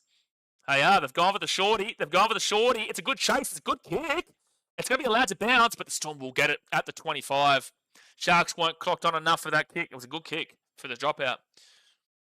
All right, so first tackle here at the 20. Harry Grant to Eliesa Katoa. And Eliesa Katoa is going to be 13 metres away from the line. Second tackle. And we haven't got this game for sure. They want to be a lot better. To be fair, they should be honestly punching the Sharks in the mouth with a lot of how this game has gone so far. But they haven't been able to really put them to the sword as much as they should. Howard throws that ball back onto the inside for Pappenhausen. Pappenhausen here at the 10, and now will be 12 metres out. Third tackle. This hasn't been an overly impressive performance from the Storm in a lot of ways, considering you would have expected them to be up by more points at this point with the dominant amount of play that they've had. Fourth tackle now, 10 metres out. They've been down here quite a lot too. Harry Grant, he'll go to Jerome Hughes. Oh my gosh! He just got rocked. Now Will Warbrick's got the ball. Will Warbrick's going to step inside here. Will Warbrick's going to knock the ball onto the Sharks. We'll get the ball here at the 5, and Teague Wilton takes it down here at the 7. It's going to be... So Jerome Hughes is complaining about his mouth here. I think he's complaining that he's been hit high. Oh, that's just a head clash. No, there's nothing wrong with it. There's nothing wrong with it. It's an accidental head clash there. You can't blame them. They're going to challenge this, hit the Storm. You're going to lose this challenge. It's a head clash, unfortunately. It's a head clash. I thought there was a potential here that Braden Trindle has hit him high too, but it is an accidental head clash. All right, so... No, there's nothing wrong with this. It's unfortunate. There's nothing wrong with that. I'm sorry. Trindle's still on the ground there. It's accidental head clash. No, I'm sorry. That can't be. What would this be? He shoots out of the line. That's fine. And then it's an accidental head clash there. That's it. Like, that's fine. There's no way you could penalise or bin this. I'm turning this off and watching the NBL if that's a bin or even a penalty. There's no way it should be a penalty. There's absolutely no way. In no world. There is high contact. What? What? You can't penalise that. It's a head clash. How the fuck are you calling that as a high contact penalty? You can't penalise a head clash. Otherwise, we're seeing that every week, Bunker. Otherwise, we're seeing that every single week. Incorrect, Greg Alexander talking in the commentary. He's saying that no matter what, if you touch him with your head or your shoulder, it's a penalty. You are incorrect in regards to the call there, Greg Alexander, and you are a commentator. You should know what you're talking about. A head clash is not a penalty. It never has been a penalty, and it never should be a penalty. An accidental head clash, or a head clash in general, does not get called as a penalty, Greg Alexander, so you're literally lying to the audience there. But in regards to the shoulder, if you want to say that he connects with the shoulder of his head, I'll listen to that, and that's a shoulder to the head, I'll listen to your argument. But Alexander, to lie to your audience on the broadcast and to say a head clash is always a penalty, that is simply not true. And you are a professional broadcasting commentator that should know the rules of this game. A head clash has never been a penalty. Never been a penalty. Cryptic says it's a penalty. There's no way. There is absolutely no way, Cryptic, and I know you're a Storm fan, so I can understand why you have that thought process. In no way was that a penalty. It was a head clash. So right-hand side, Jerome Hughes, the 15. No way. That is a crazy call, that, from the bunker. Third tackle now at the 10, and then for Greg Alexander to say to the audience that, and it's 6 again here. Dead set. Dead set. We just love to see that, don't we, from the bunker.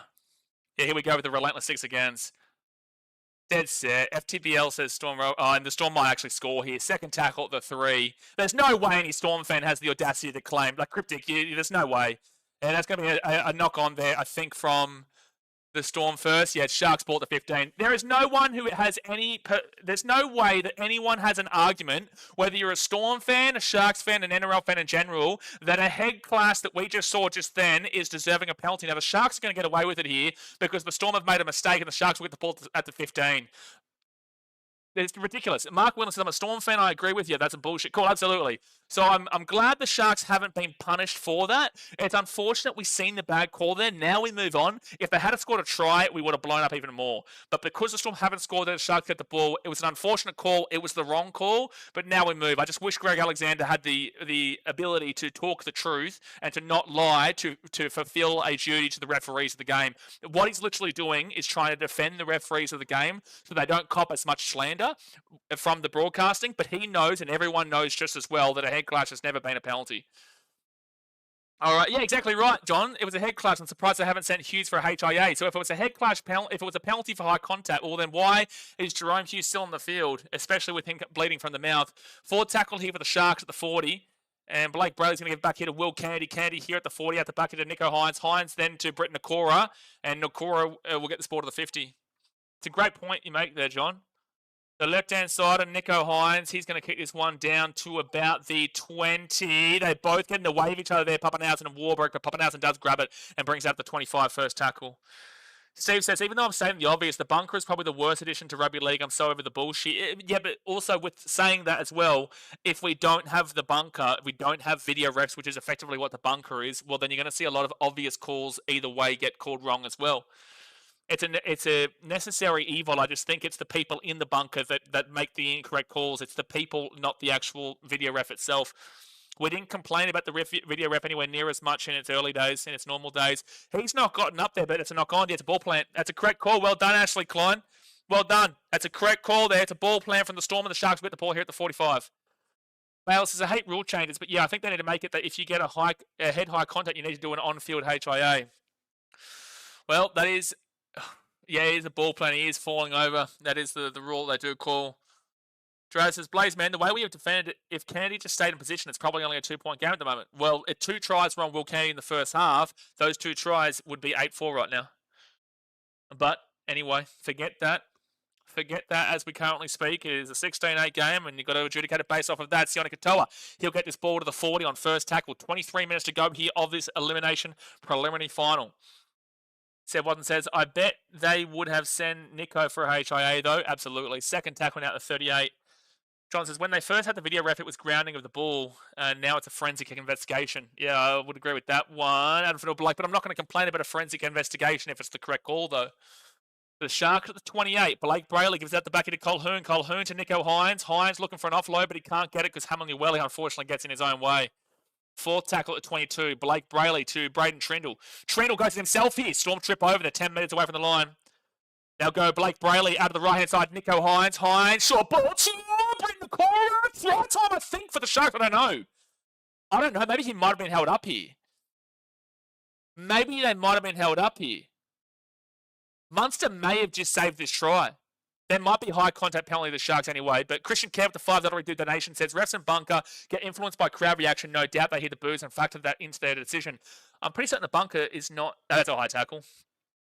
That's a high tackle there from Pappenhausen. He's come across the head up top. He's come across... That's high contact. Yeah, there's high contact on Ryan. Well, to be fair, he would have scored, but it's not going to be a penalty try. But thank you for the donation, Christian. Appreciate you, bro. I don't think the bunker though is actually at the stadium, no. So he's always held up. But it will be a high contact penalty. Yeah, Papas was high for sure. No, John, it's not 10 in the bin. I think that'd be a brutal call. That'd say that's 10 in the bin. I don't think it's 10 in the bin there for Pappenhausen. Joseph says, should we go to the same people on the bunker for every game? So it says that there's at least consistency. Jeez, it's a full-on conversation, but the bunker definitely does need to be improved, because that call to be claimed as a penalty from a head clash, and then for anyone to have the audacity to defend it, Greg Alexander or people in this chat, which most people aren't, like, to have the audacity they're going to go for the 2 here, the Sharks. They're going to make it a 6-point game. Oh, this is interesting. Wow, this is interesting here from Cronulla to make it a 6-point game. Well, it's been a really big grind this first 18 minutes of the second half. No one scored yet. Maybe this might open it up a little bit, and it means the Sharks can tie it up on the next score.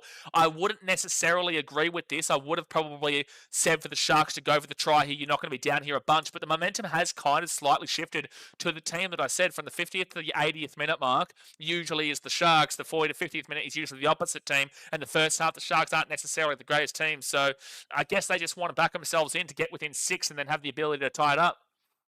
Yeah, Bunker's in an NRL office. That's what I was thinking, Lag, and they're not at the game. And Nico will get the kick. So it is a 16-10, 6-point game with 21 minutes to go here of the game. So we've seen some points at the very least. And Akil says he needs to see one go over. Seb Watson says, these idiots on commentary got Stormer to win the comp. Jeez. Well, it's like I'm just blaming Greg Alexander for him falsifying what we know of the game, because there are going to be casual viewers out there and casual watchers of the game who won't know the rules in depth. And for him to come on and say on the commentary that a head clash or a shoulder contact is basically the same thing and it should be a penalty or is a penalty is blatantly lying to the audience that he is paid to do. He was a great player in his day, and I don't mind him overall when he's commentating, but that is a blatant lie, which he would be very, very well aware that he is doing to defend the referee so the slander doesn't come. That's all great morally, but as a broadcaster, you shouldn't be doing that. You shouldn't be trying to manipulate your audience when you are very well aware that a head high from a accidental head clash is not a penalty based off of the laws of the game. So why is he telling his audience that? Because they're trying to protect the referees. Third tackle here with the Sharks and get this ball to the 30. 20 minutes to go here of the game, guys. Hit that thumbs up button and subscribe. They go to the left-hand side. Will Kennedy. Oh, that's a high contact. Yep, there's a penalty. Sharks are getting the momentum right now. Sharks are getting the momentum. 20 minutes to go, guys. Hit that thumbs up button. Subscribe if you're new around here. 16-10 Storm, but the Sharks get a penalty. They're going to get inside the range. Mark said, don't look good. The Storm, the Sharks have the momentum. Well, they're still down by 6 here, Cronulla, so let's not get too ahead of ourselves. Monkey Muay Thai says, let's go Sharkies. Leon says, no, this is a reserve grade move. It's saying we can't score a try. Not necessarily. I get where you're coming from, but in this context, like they're trying, I don't necessarily agree with what they did, but it brings them within 6. They believe they've got the momentum. They believe they've got the ability to win this game. And whilst you could have gone for it then, at the end of the day now for the remaining 20 minutes here, it's only a 1-score game, so it's in your hands still. Whilst when it's not, it's a big risk. If you don't score, then it kind of sets you back dramatically. Even if they don't score here, they've still got plenty of time, only down by 1 score, if you know what I'm saying. So not that I necessarily agree with what they did, but I can understand it. I wouldn't say it's a reserve grade move, especially when you're in finals and in tight games like this, every point matters. Third tackle here, 22 metres away from the line. Third tackle, Sharks. Blake Brayley gives it off here to Nico Hines. Hines at the back here to Will Candy. Will Candy at the back here to Jesse Ramian. Jesse Ramian inside the 10. Fourth tackle here for Cronulla. 16-10 ball game. 10 metres out for Cronulla. Down by 6. Nico Hines to the 15. That's unbelievable, Nico. He's dropped the ball cold. Nico Hines has dropped the ball cold. Storm did absolutely nothing to it, and Hines has just dropped the ball cold. And you're not going to get away from your... you're just not going to get away from you're not going to get away from those not handling the pressure well moments from Nico Hines if you're doing that. Hines had them on the ropes. The Sharks did have them on the ropes there, Monkey Muay Thai, but now it allows the Storm to get a bit more consistency back in. Christian Kerr says they work for the NRL. I bet they get in trouble if they criticise the refs. I'm not telling them to criticise the refs. I'm not telling Greg Alexander to criticise them. I'm just saying don't lie to the audience because he knows very well a head clash isn't a penalty. So I'm just saying don't lie. You don't have to criticise the refs if you aren't allowed to do that, but just don't lie by saying that a head clash is a penalty when that is just simply not the truth there. But the Storm, they're going to be 15 metres out from their own line, first tackle. Someone says, then they say great defensive work by the Storm and they have a high shot and a penalty against them. Yeah, fair. Second tackle now for the Storm at the 25. But no AFL tonight, there would be a new viewers and GA saying that is a shame. Correct. And especially with the Storm too. No AFL, Melbourne Storm, very high AFL. He's lost the ball there, Josh King. Oh, he's been penalised. They've penalised Billy Burns here. Whoa, I want to see this again. They haven't challenged it, so it probably is the right call considering that the Sharks haven't challenged it for not clearing the ruck. Yeah, no, it probably is. Yeah, it probably is the right call there. Josh King's dropped that goal, but like at the end of the day, if they had a challenge that, they would have lost it because he was crowding the ruck. Just imagine if we go on point. Yeah, it would be absolutely wild. The Sharks are going to need to come up trumps here defensively. We haven't seen a try scored in the second half so far. Only 2 points for the Sharks to get them back within 6. First tackle for the Storm at the 38. Jerome Hughes now at the 40. Now, it was a close game with the Storm and the Bulldogs about 2 weeks ago, and the Storm won the game effectively in the last 2 minutes with Will Warbrick scoring an intercept try from their own defensive 20. So let's see if the Storm can find a way to put it to bed here. I wouldn't put it to bed here with a try, but it would go a long way. Cameron Munster at the 20. Harry Grant to Jerome Hughes. Jerome Hughes runs it into the line at the 15. It's going to be 4th tackle. Shall we predict a 6 again, John says? We'll see. So Jerome Hughes at the 15. He rolls it back to Harry Grant. Harry Grant runs it at the line, then off to Munster. Munster across now to Nick Meaney. Nick Meaney runs it through himself here. Scrambled defense helped Cronulla 5 metres out from the line here for Melbourne. They roll it back to Harry Grant, gets it across into Munster. Munster then at the back of Jerome Hughes. Hughes puts his ball up in the air. It's a good kick for it out to the left-hand side. The Sharks inside. Oh! That's inside the in-goal, no? Oh, I thought he caught that in the in-goal, but he said no, actually, clients. Now it's Jesse Ramey in second tackle at the 11.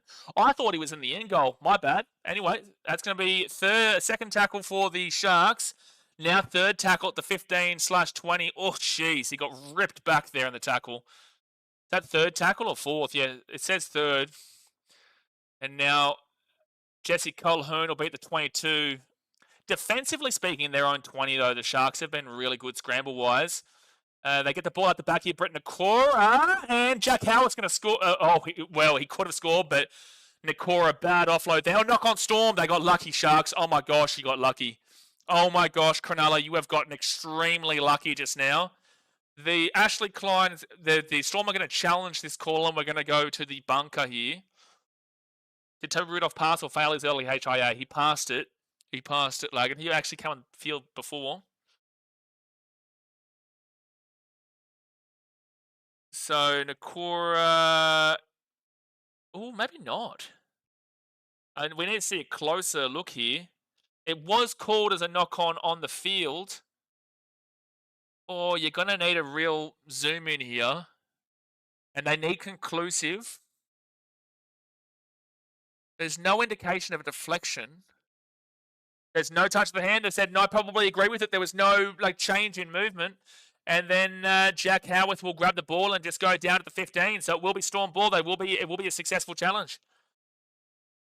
It will be a successful challenge. The Storm, you get another chance to not put this game to bed, but go a long way to putting it to bed. Yeah, Melbourne do need a try here, John. They've been down here plenty. They've been down here a bucket load tonight, but they haven't scored as much as they probably should have scored. So this will go a long way right now to getting them into that grand final for 2 grand finals in a row. Second tackle. And Stefano Wutukamanu, he'll be 10 metres out of the line. Oh, jeez, that's a shove to the face there. Got to be very careful with Wutukamanu. Munster at the back end of Jerome Hughes. Jerome Hughes now. Now it's going to be Elias Katoa. He's lost the ball. Elias Katoa. No, they've called penalty. Well, then you're taking the 2 here. Well, Sharks, I think that is probably a strip. You take the 2 here if you're the Storm. And that's really stupid. Whoever stripped that ball out there, you're ridiculous. They're going to go for the 2 every day of the week. And I think it was Braden Trindle they're saying has stripped this ball. I'm sorry, but that is absolutely weak. That is really weak. There's weak leadership there from Braden Trindle to strip that. No, it's not for offside, Ben. It's for a strip, and it is from Trindle. Trindle has stripped it. I don't know what game you're watching, Ben, because it wasn't for offside. So Braden Trindle strips the ball out there, and it definitely is a penalty. Strength and Honour says, if the Panthers win on Sunday, even if the Storm win today, the Storm attack will have a hard time scoring against the Panthers in the grand final. Storm attack is very lacking compared to their usual. I think that the Storm beat the Broncos. I think the Sharks lose to the Broncos. I think that the Storm lose to the Panthers, and I think the Sharks lose to the Panthers. From this game so far, like if that Panthers game last week was a telling sign about where Penrith are at, I don't know who beats Penrith. So 14 minutes to go. The Storm have a chance to make this a 8-point game. Nullifies that 2-point penalty that the Sharks received. And Nick Meaney is going to make it an 8-point game. Braden Trindle, I'm sorry, but it's just really poor leadership there, man. You've cost your team dramatically there. It was very clearly a strip. There was very clearly 2 other people on the tackle with you. So that's 3 players in the tackle. You're only allowed to do a one-on-one strip there. I'm sorry, but it's poor leadership that it's really cost you there. The first half from Will Kennedy was poor. His second half hasn't been too bad for Kennedy, but the first half was really poor. And then that leadership from Braden Trindle in a critical moment has really cost his team. I wouldn't be surprised if in this crucial of a moment, in this crucial of a game, with 13 minutes to go here, down by 8, I wouldn't be surprised if the Sharks consider a short kick. I wouldn't be surprised. I don't think they are aiming for it, though. I think they are going for a long one. But with 13 and a half minutes to go, I probably would have started thinking about it because your season is on the line right now. If you cannot score 8 points, you are gone. I would have taken the risk at this point of the game. Joe says, if this is a Storm versus Panthers grand final, I may quit watching the NRL. Yeah, well, it'll be the 2 best teams in the competition, man. So I'll still love the NRL. I'll still enjoy it, but I would have preferred a different grand final for sure. Second tackle for the Storm. They'll be at the 20. They give it to left-hand side to Lisati. And Lisati is going to be at the 22, third tackle. Brent says, that was so blatant. It was so blatant. Josh King now, 4th tackle, 24 metres out even the line. 12 minutes 50 to go of the game. Exesson says, if Sharks lose by 2, that's awful from Trindle. Yeah, but you've also got to blame Kennedy for 2 tries he gave up in that first half by being out of position. So 5th tackle now, and Jerome Hughes, he's going to whack this ball from the 35. It's going to go straight down to Kennedy at the 13, and now he's going to bring us back. Okay, what can you do here, Sharks? You've got 12 and a half minutes to save your season. Kennedy gets to the 30, and it's going to be first tackle. Your viewership is going to be shit outs, but no, it won't be. It won't be as good as what it could have been, but it won't be shit house. Second tackle now. This is NRL fans overrating their individual emotions. Second tackle at 28. They'll go to Mulatalo. Mulatalo to Nico Hines. Hines at the 30. He'll give it across here to Sione Katoa, and he's going to get this ball to the 43 on his own side of the field. I will say, Nico, I also got to lay a lot of blame in regards to when they had the Storm on the back foot. They were 15 metres out from the line, and then Nico dropped that ball cold. That was where a real game changer was, because the Sharks could have equalled the game right there and then, but he dropped the ball out of nowhere. Adam Fanor-Blake will get this ball into the attacking half at the 45. They need something big. Trindle has put up some interesting kicks today. Well, we need one now. Trindle is going to put that one up. Good chase here from Mulatalo. I think it's going to come down in a good area, but Will Warbrick, good grab at the 13 under a lot of pressure. He gets a good grab there. And now Warbrick will roll it back. First tackle. And Jack Howarth is going to be, or Nick Meaney, sorry, he'll be 13 minutes out, second tackle. Well, whoever wins from here, it's going to be a heartbreaker.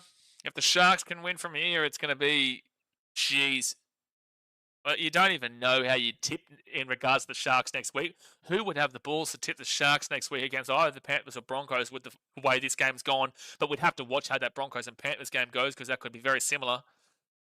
5th tackle now for the Storm, and they're going to be at the 30. So not many metres made. They've gone into conservative mode here. It can be a pro and a massive con too.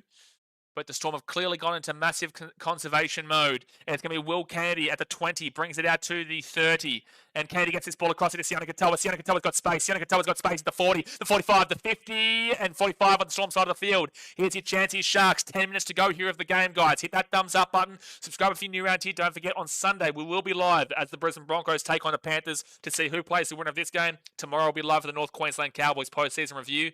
Don't forget to go check out BKRtravel in the pinned comment there, our other travel channel. channel. Jesse Ramian, no, Kale Ero, he's 25 metres out here from the line, third tackle. Comment in the chat right now, guys. Do you think the Sharks find a way to get back into this game and win it, or do you think the Storm find a way to hold them out? Siosifa Talakai, fourth tackle inside the 20, 18, 15 metres out from the line, fourth tackle. If they got a penalty, would they consider the 2 again? They go to the right-hand side. Blake Brayley to Colhoun. Colhoun underneath Adam Fanor. Blake. He's pushing. He's pushing. He's pushing. I think he's lost the ball. Yeah, he has. He has lost the ball. Adam Fanor Blake, that's so poor, dude. This Sharks team, they're going to challenge this. Adam Fanor Blake wants to challenge this, but I think he's just lost the ball. I think he's just lost the ball here. I think he's just lost the ball here. But they are challenging it here, Cronulla. So there is a hand on the ball here. Stefano Utuakamanu's hand is on the ball. There's all players in it.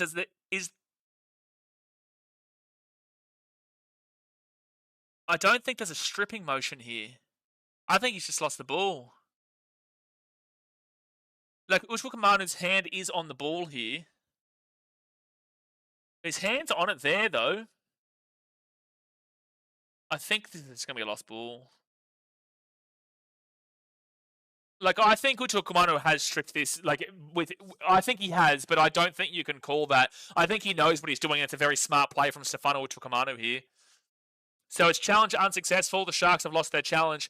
I think Utuakamanu is very smart there. He's not stripped the ball out, so it's not a generic blatant strip, but he has put his arm around the ball, hand around the ball, and is ultimately helping it out. But there's no way that you're going to be able to prove his intention there, and that's why they do call it based off of a stripping motion, which you never saw there. So it is the correct call here. You do have to go unsuccessful. I think he has lost the ball there, but I think Utuakamanu is smart enough to know what he's doing. But that's why, yeah, no stripping motion. Siena Katoa really has been one of the best for the Sharks. Yes, Siena Katoa's been good. Yeah, there's no raking motion, but let's be real, he knows he's touching the ball. Utuakamanu knows exactly what he's doing there. He knows exactly what he's doing there, but there's no stripping motion, so you can't call it a penalty. So first tackle, and now the Storm. Elliott Katoa nearly knocked that ball on 10 metres out. Jeez, that was close. So 15 metres away, Harry Grant. They give it off to Loiero. Just hold the ball here, Storm. That's all you've got to do. Christian says, call me crazy. Brisbane and Penrith smoked these teams. I think you need to wait for Sunday, man. We could very easily. The Storm have already beaten the Panthers a few weeks ago. Based off of these performances, sure, but sometimes these performances can come with these awkward little matchups. 9 minutes to go here of the game.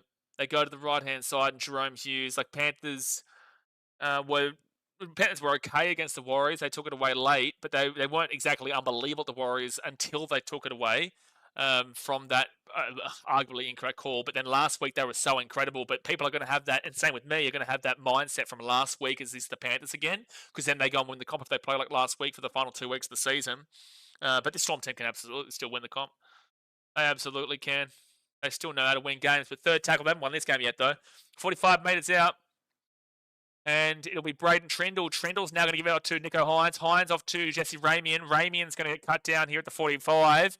But you can definitely tell the Storm are just ultra defensive right now. They're not looking to attack. They're just looking to get through their sets and then just trying to frustrate the shit. And that was poor there from the Sharks. No offload being looked for there at all. They've just run that ball through Hamlin-Uele, who didn't even look at all for it. And that's an awful kick there from Trindle unless it bounces back. Oh, they're going to allow it to bounce here. What are they doing?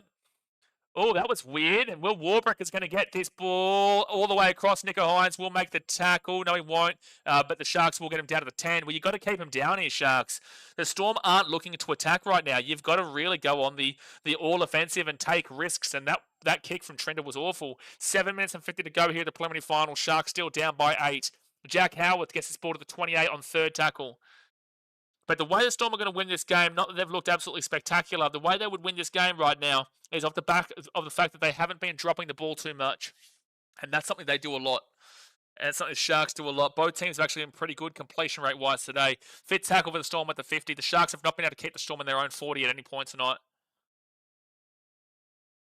All right, so that's going to be Sharks who get the ball. Will Candy at the 20. All right, 7 minutes and 17 seconds to save your season, Sharks. Lamusu says Grant's having a pretty quiet game. Yeah, I agree. Armani says Storm only won because of that last milking penalty. Well, that's great, but this game's not over yet.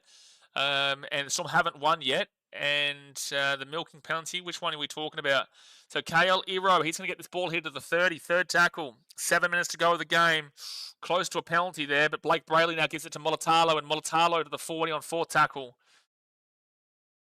Now, Blake Brayley, he gives it off to Hamlin-Ueli, and they're just going to run it up straight. Hamlin-Ueli, you've got to look for an offload, mate. Your season is done in 6 minutes 40. You have to look for an offload as a prop in this situation. Trindle's going to whack that ball up. It's Mulatalo chasing this ball through here. Storm getting away, and it's going to be Pappenhausen taking another 13, sorry. I'm going to be honest with you, Hamlin-Ueli. You've got to stop running the ball up and not looking for an offload. Your season is over in 6.5 minutes if you can't get some X factor going in this team. I don't give a shit as a prop that your job is just to run the ball up hard. Your job right now is to try and get the win here for this team with 6 minutes to go. You need to be looking for an offload. The Storm aren't going to be looking for offloads. Your team, everyone needs to be looking for an offload. Harry Grant rolls it back and gets it off to Nick Maney. He'll be the 35 on fourth tackle. Sean says, pissing down here. Tell me in the chat what is happening. So fifth tackle here for the Storm, and they're at the 45. 6 minutes to go here of the game. Harry Grant. Yeah, if the Sharks can't turn this around, this'll. Oh, here we go. This might be it. Jack Howard at the 30, the 20, the 15, the 10. He gives it across here, Xavier Coates, and that, my friends, is the Storm into the grand final. And I tell you right now, the Sharks, you've been the better team in the second half, but you've done shit all with it. You threw it away. What you've done here today, Sharks, is you've proven what you've done over recent years to say that Roosters game was an anomaly. The Roosters game was an anomaly from what the Sharks do. You threw it away under pressure. Will Candy was god-awful under the pressure. Nico Hines dropping the ball 15 metres out on the attack has all the momentum, and the Sharks have every opportunity to tie the game up, and he drops the ball there. Braden Trindle, I'm sorry, but that strip was absolutely diabolical. There were so many moments in this game the Sharks could have come back to win it. There were so many moments where the Sharks could have had the opportunity to go and do it, but they did what they've done over the recent years, and they've fallen back into the exact same trap that we have seen them in every single year. This team, for some reason, that Roosters game was an anomaly. This team capitulates under pressure. They need to really rethink how their team is situated around pressure, because right now they're about to get knocked out by the Melbourne Storm. The Storm, you're going to be playing the grand final, and the Sharks, you had every chance to win this game, but you didn't because you didn't handle the pressure. You didn't handle the pressure. David says Storm would likely want Panthers on a short turnaround. Disagree. I think they'd want the Storm. I think they'd want the Bronx. Last time Penrith went the long way to the grand final, Storm won the Prem in the first half, essentially. Sure, but it was still a close game in the end. Not that it really was, but the score suggested it. Panthers still have one last opportunity late. I think they would definitely prefer the Bronx. But then again, like defensively, defensively speaking, the Storm have 1 second. Man, he's going to miss the kick. So, Sharks, you've got to go for the short kick here. You're down by 12. Got to go for the short kick. You're down by 12. Jex says, why would anyone ever challenge a strip? Well, the thing is, Jex, is that it is the correct call. I know, we all know, that Stefano Utoikamanu knows what he's doing there. He's got his hand on the ball. The ball's coming free. He knows exactly what he's doing there. He's not dumb. But they were never going to be able to overturn it because there's no stripping motion there from Utoikamanu. The players have learned that all you need to do is have your arm on the ball and then just kind of keep impacting the tackle and push it out. As long as you're not stripping it, the technicality is in the words of the penalty with the stripping motion. And there's no stripping motion there. So there's been many instances in tonight's game where you look at the Sharks and go, you have thrown this away yourselves. Storm get this ball at the 30. I genuinely believe the Sharks have thrown this game away themselves.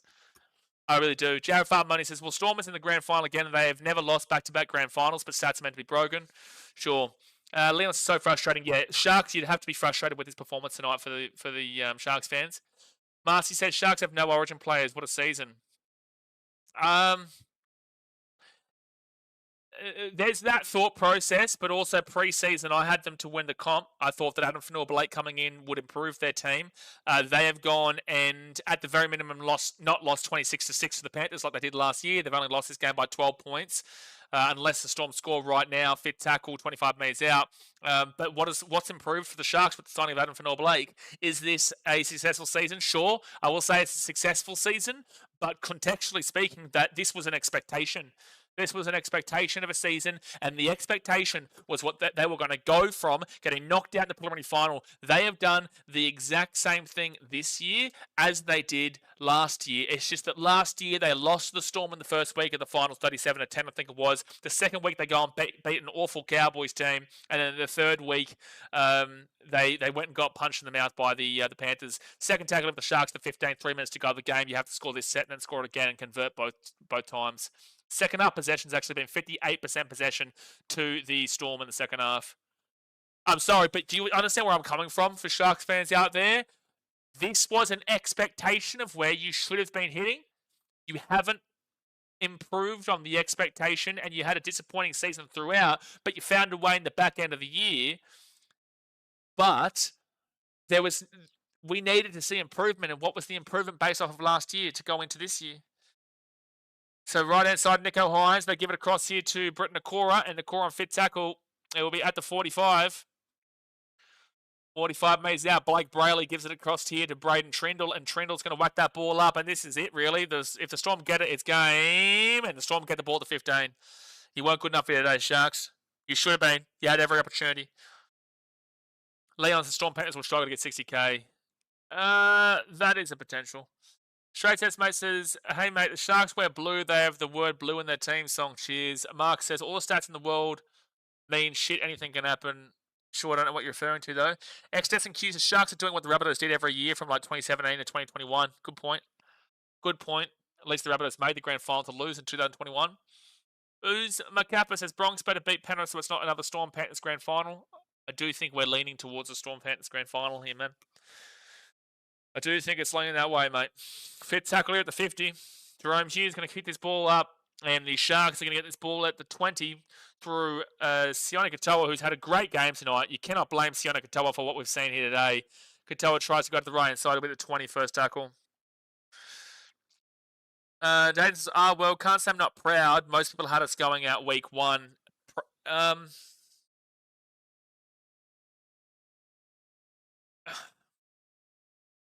It's like, I get where you're coming from, man. I just expected way better from the Sharks team. Mulatalo at the 30. They give it across here to Kale Ero, and Ero's going to be the 45, the third tackle. You know, yeah, sure, they beat the Raiders and they beat the Roosters, but they got to the same point as they did last year. There's not been an improvement on last year. Rachel says, every year Sharks get robbed by the ref. No wonder we can't win. No, they just haven't been good enough today, Rachel. They haven't been. The Sharks have not been good enough today. They've had the chances.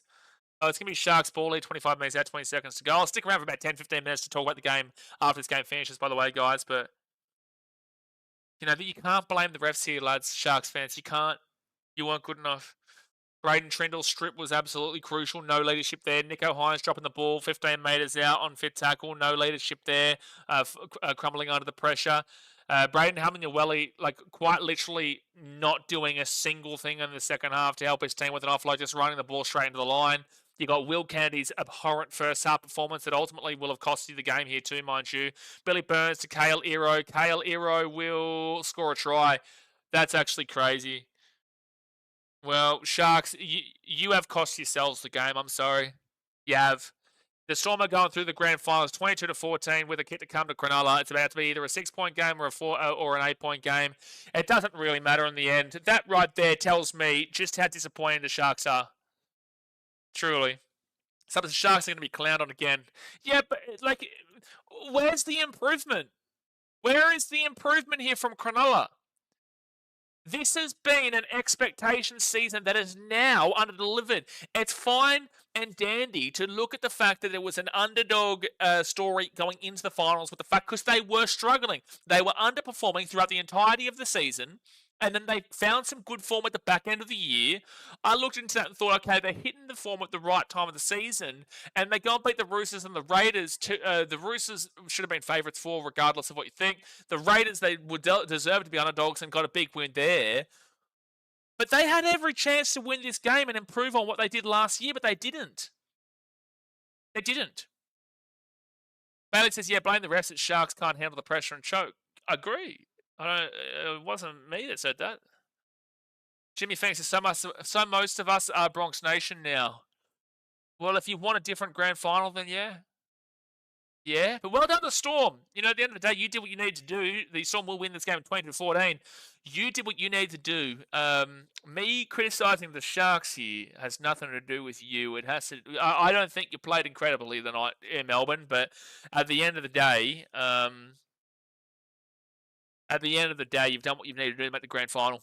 How many NRL says every finals loss the Sharks have, it looks the exact same. There's no difference from their losses last and this year. That's exactly what I'm saying, home in the NRL. So it's like, whilst I get you need to be proud of your team as a Sharks fan for getting here despite the fact that they looked bad through the season, the point is that they looked bad through the season when they were expected to be here. This is just them getting back to an expectation. There is no future progress. They went and signed an international front row forward in Adam Fanor-Blake.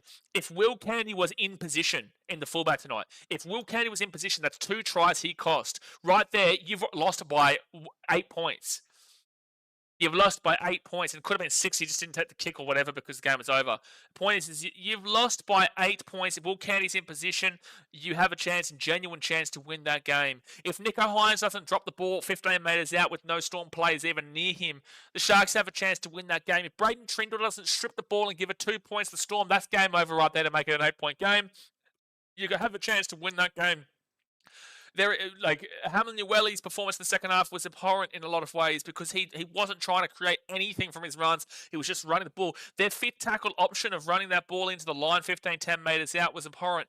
The Sharks tonight have done what they've done in recent years. As home of the NRL, who is a Sharks fan, they've done exactly what they have done in recent years. There has not been an improvement on the expectation. And it really is a concerning sign. They can't shake off this same feeling. They can't shake it off. FTBL says always bet on Coates. Did Coates score today? Did Coates score? Yeah, he did. That's right. 74th minute. Yeah, that's right. Yeah, the winning try on the left-hand side. Display name says, honestly, watching this game of Storm, we're versing someone like Broncos or Panthers tonight that they would have lost. Some improvement to be made for next week.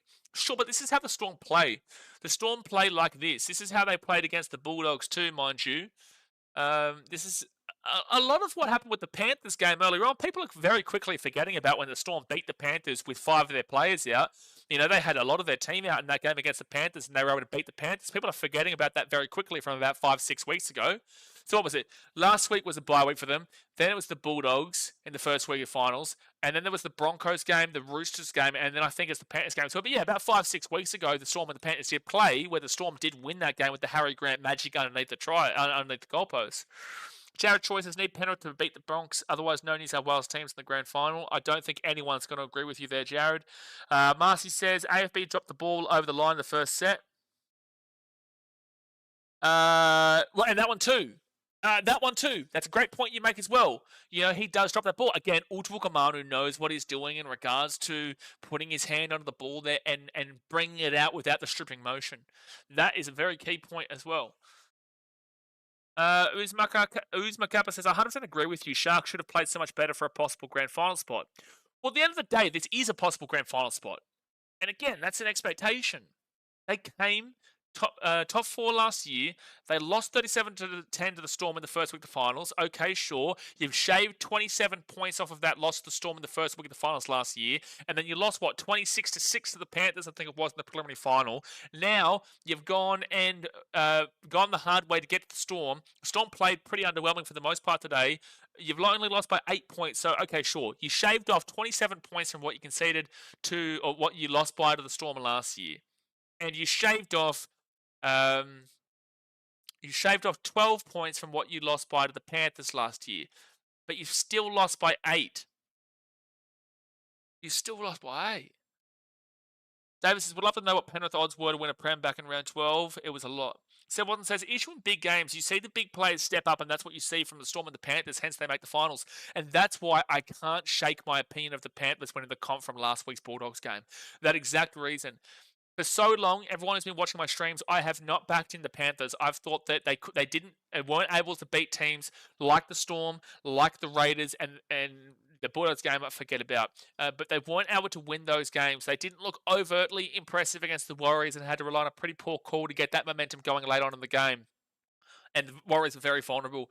But last week, they just knew what to do, and they absolutely pieced apart the best defense in the game with the Bulldogs with very quick measure.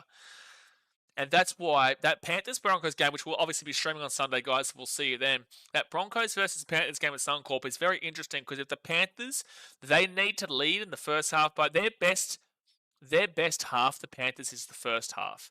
They come out strong and they force you to chase. And guess what? The Broncos, they're usually poor in the first half and they're forced to chase in the second half. And that's exactly what they do. They did it to the Raiders. They did it in a lot of games this year. They did it to the Sharks earlier on in the year. You know, they are forced to chase in the second half because they're so poor in the first half, but they can do that. So it's a mixture and a contrast of styles.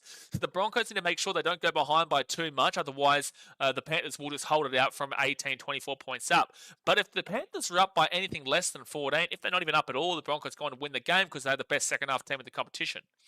X Destin says, what's your thoughts on short dropouts? I cringe when I see them. It doesn't feel like good footy when there's no real repeat sets. It depends on the context of the game. Sometimes you need to go for it. Sometimes it's a bit stupid that some teams go for it. Jab Farm Money says, I feel like the Sharks have had all the tools to make grand final for years, but it makes you wonder if they will ever live up to it. I hope they do, but that was frustrating. They do. They have the most balanced roster in the competition. They really do. But the biggest thing that's going to come down to Nico Hines is not a 7. He didn't define what a 7 was tonight. Trindle, I just can't believe he went through that. They gave away that strip. Like, that is just, it's just unheard of. It's unthinkable that he stripped that ball in that situation. It's actually unthinkable that he stripped that ball in that situation. Right there was a loss. Nico Hines dropped the ball. Right there was a loss. There was so much. Oh, jeez. It's so bad. Brenton says short dropouts are a part of the game now. Get used to it. Well, the short dropout started because of Jamaica, funnily enough. So Jamaica in the Rugby World Cup, for people for people who don't know or didn't watch that Rugby World Cup a couple of years ago in 2022, I think it was, or 2021, one of the two. We got the World Cup coming up next year. But for people who didn't watch that, Jamaica started those short dropouts and they would win a whole lot of them because teams were expecting them to go for the long dropout. And then everyone was like, and I spoke to Jimmy Jolliffe about this, like myself and Jimmy at the Titans. We spoke about this, and I think I asked him about this a couple of years ago, and he said, we may as well go for the risk of it, where we're going to be defending either way, so we may as well risk it. Where I think that most people, inclusive of the fans, inclusive of everyone, had the ideology and the thought process that, yeah, sure, I agree with that thought process. But the longer it's gone on, the better teams have defended it, the more teams are getting the ball in a good attacking position. And now it's kind of going away from wanting that short dropout all the time. So you're actually seeing, across the last half of this season, you've actually seen a lot of teams start going for the long dropouts. Like, we, for the last couple of years, have seen teams every single time, without a shadow of a doubt, even if the context was against the of taking that play, without a shadow of a doubt, they would do it every single time. But now they don't. They do split it up quite a bit, unless you're a bad team like the Titans or the Knights, and they still keep bloody going for it every 2 seconds. So it's a part of the game. You've got to get used to it. You do, but it is filtering out a lot from what it used to be. XS and Q said, I was fine with the short dropouts in the 2010s. Now it's just every time. Blame Jamaica. The NRL even pushes it with a no penalty rule for not making the 10 metres. Yeah, I didn't like the NRL doing that because it encouraged them to do the short dropouts. Yeah, that didn't help. Yeah, because it encourages you. Jamaica mastered the short dropout. Yeah, Jay, they got punched in the mouth by like 80 to 90 points every game, but their short dropouts, they'd always win. Truly. Their kickoffs and short dropouts, they'd always win. Lewis McCubbin says, do you think the Dolphins will make the top 8 next year? Okay, so the Cowboys postseason review, mate, is tomorrow. And then we've got Monday, our postseason review live stream of the Parramatta Eels. And then Tuesday will be Manly Seagulls, and then Wednesday will be the Dolphins. So if you want to hear all my thoughts about the Dolphins and whatnot, mate, be here for the live stream at about 5 p.m, 6 p.m, Queensland, New South Wales time, whatever, Australian time. We'll be live for that. We've already done the Knights, the Titans, the Dragons, the Rabbitohs, and the Tigers. So if you want to look at any of those teams, go and check it out. But on Wednesday, we'll be doing the Dolphins. Sean James Kennedy had to play better. Yeah, Kennedy was a huge reason today. Massive. Sebon says, depends how good the person is in the air. Like, I'm short dropping it out to mark 100 out of 100. Agree. You need to have a good drop kicker, though. You know, like Latrell Mitchell is the best at short dropouts in the game. He just knows how to put it into the great area. But I just wouldn't say that Alex Johnston or Tyrone Munro, for example, like, it's not necessarily a great deal of advantage there. The advantage you get is with Latrell Mitchell's kick, but you don't get a great advantage with the height of the two wingers. Whilst in comparison, if the Roosters If the Roosters had a great short dropout in Sam Walker, then you have a massive advantage in Daniel Tupou and also Nwanga Tawase. Not next year because Nwanga Tawase is off to rugby union. And the Storm, they got Will Warbrick, who's solid enough in the air, and then a fantastic player in Xavier Coates, but their short dropouts aren't that fantastic. So you put Latrell Mitchell and his short dropouts into the hands of the Storm or the Roosters. Jeez, and I know he used to play with the Roosters, but you put him there for the short dropouts at the Storm of the Roosters, my gosh, they get it back all the time. They would.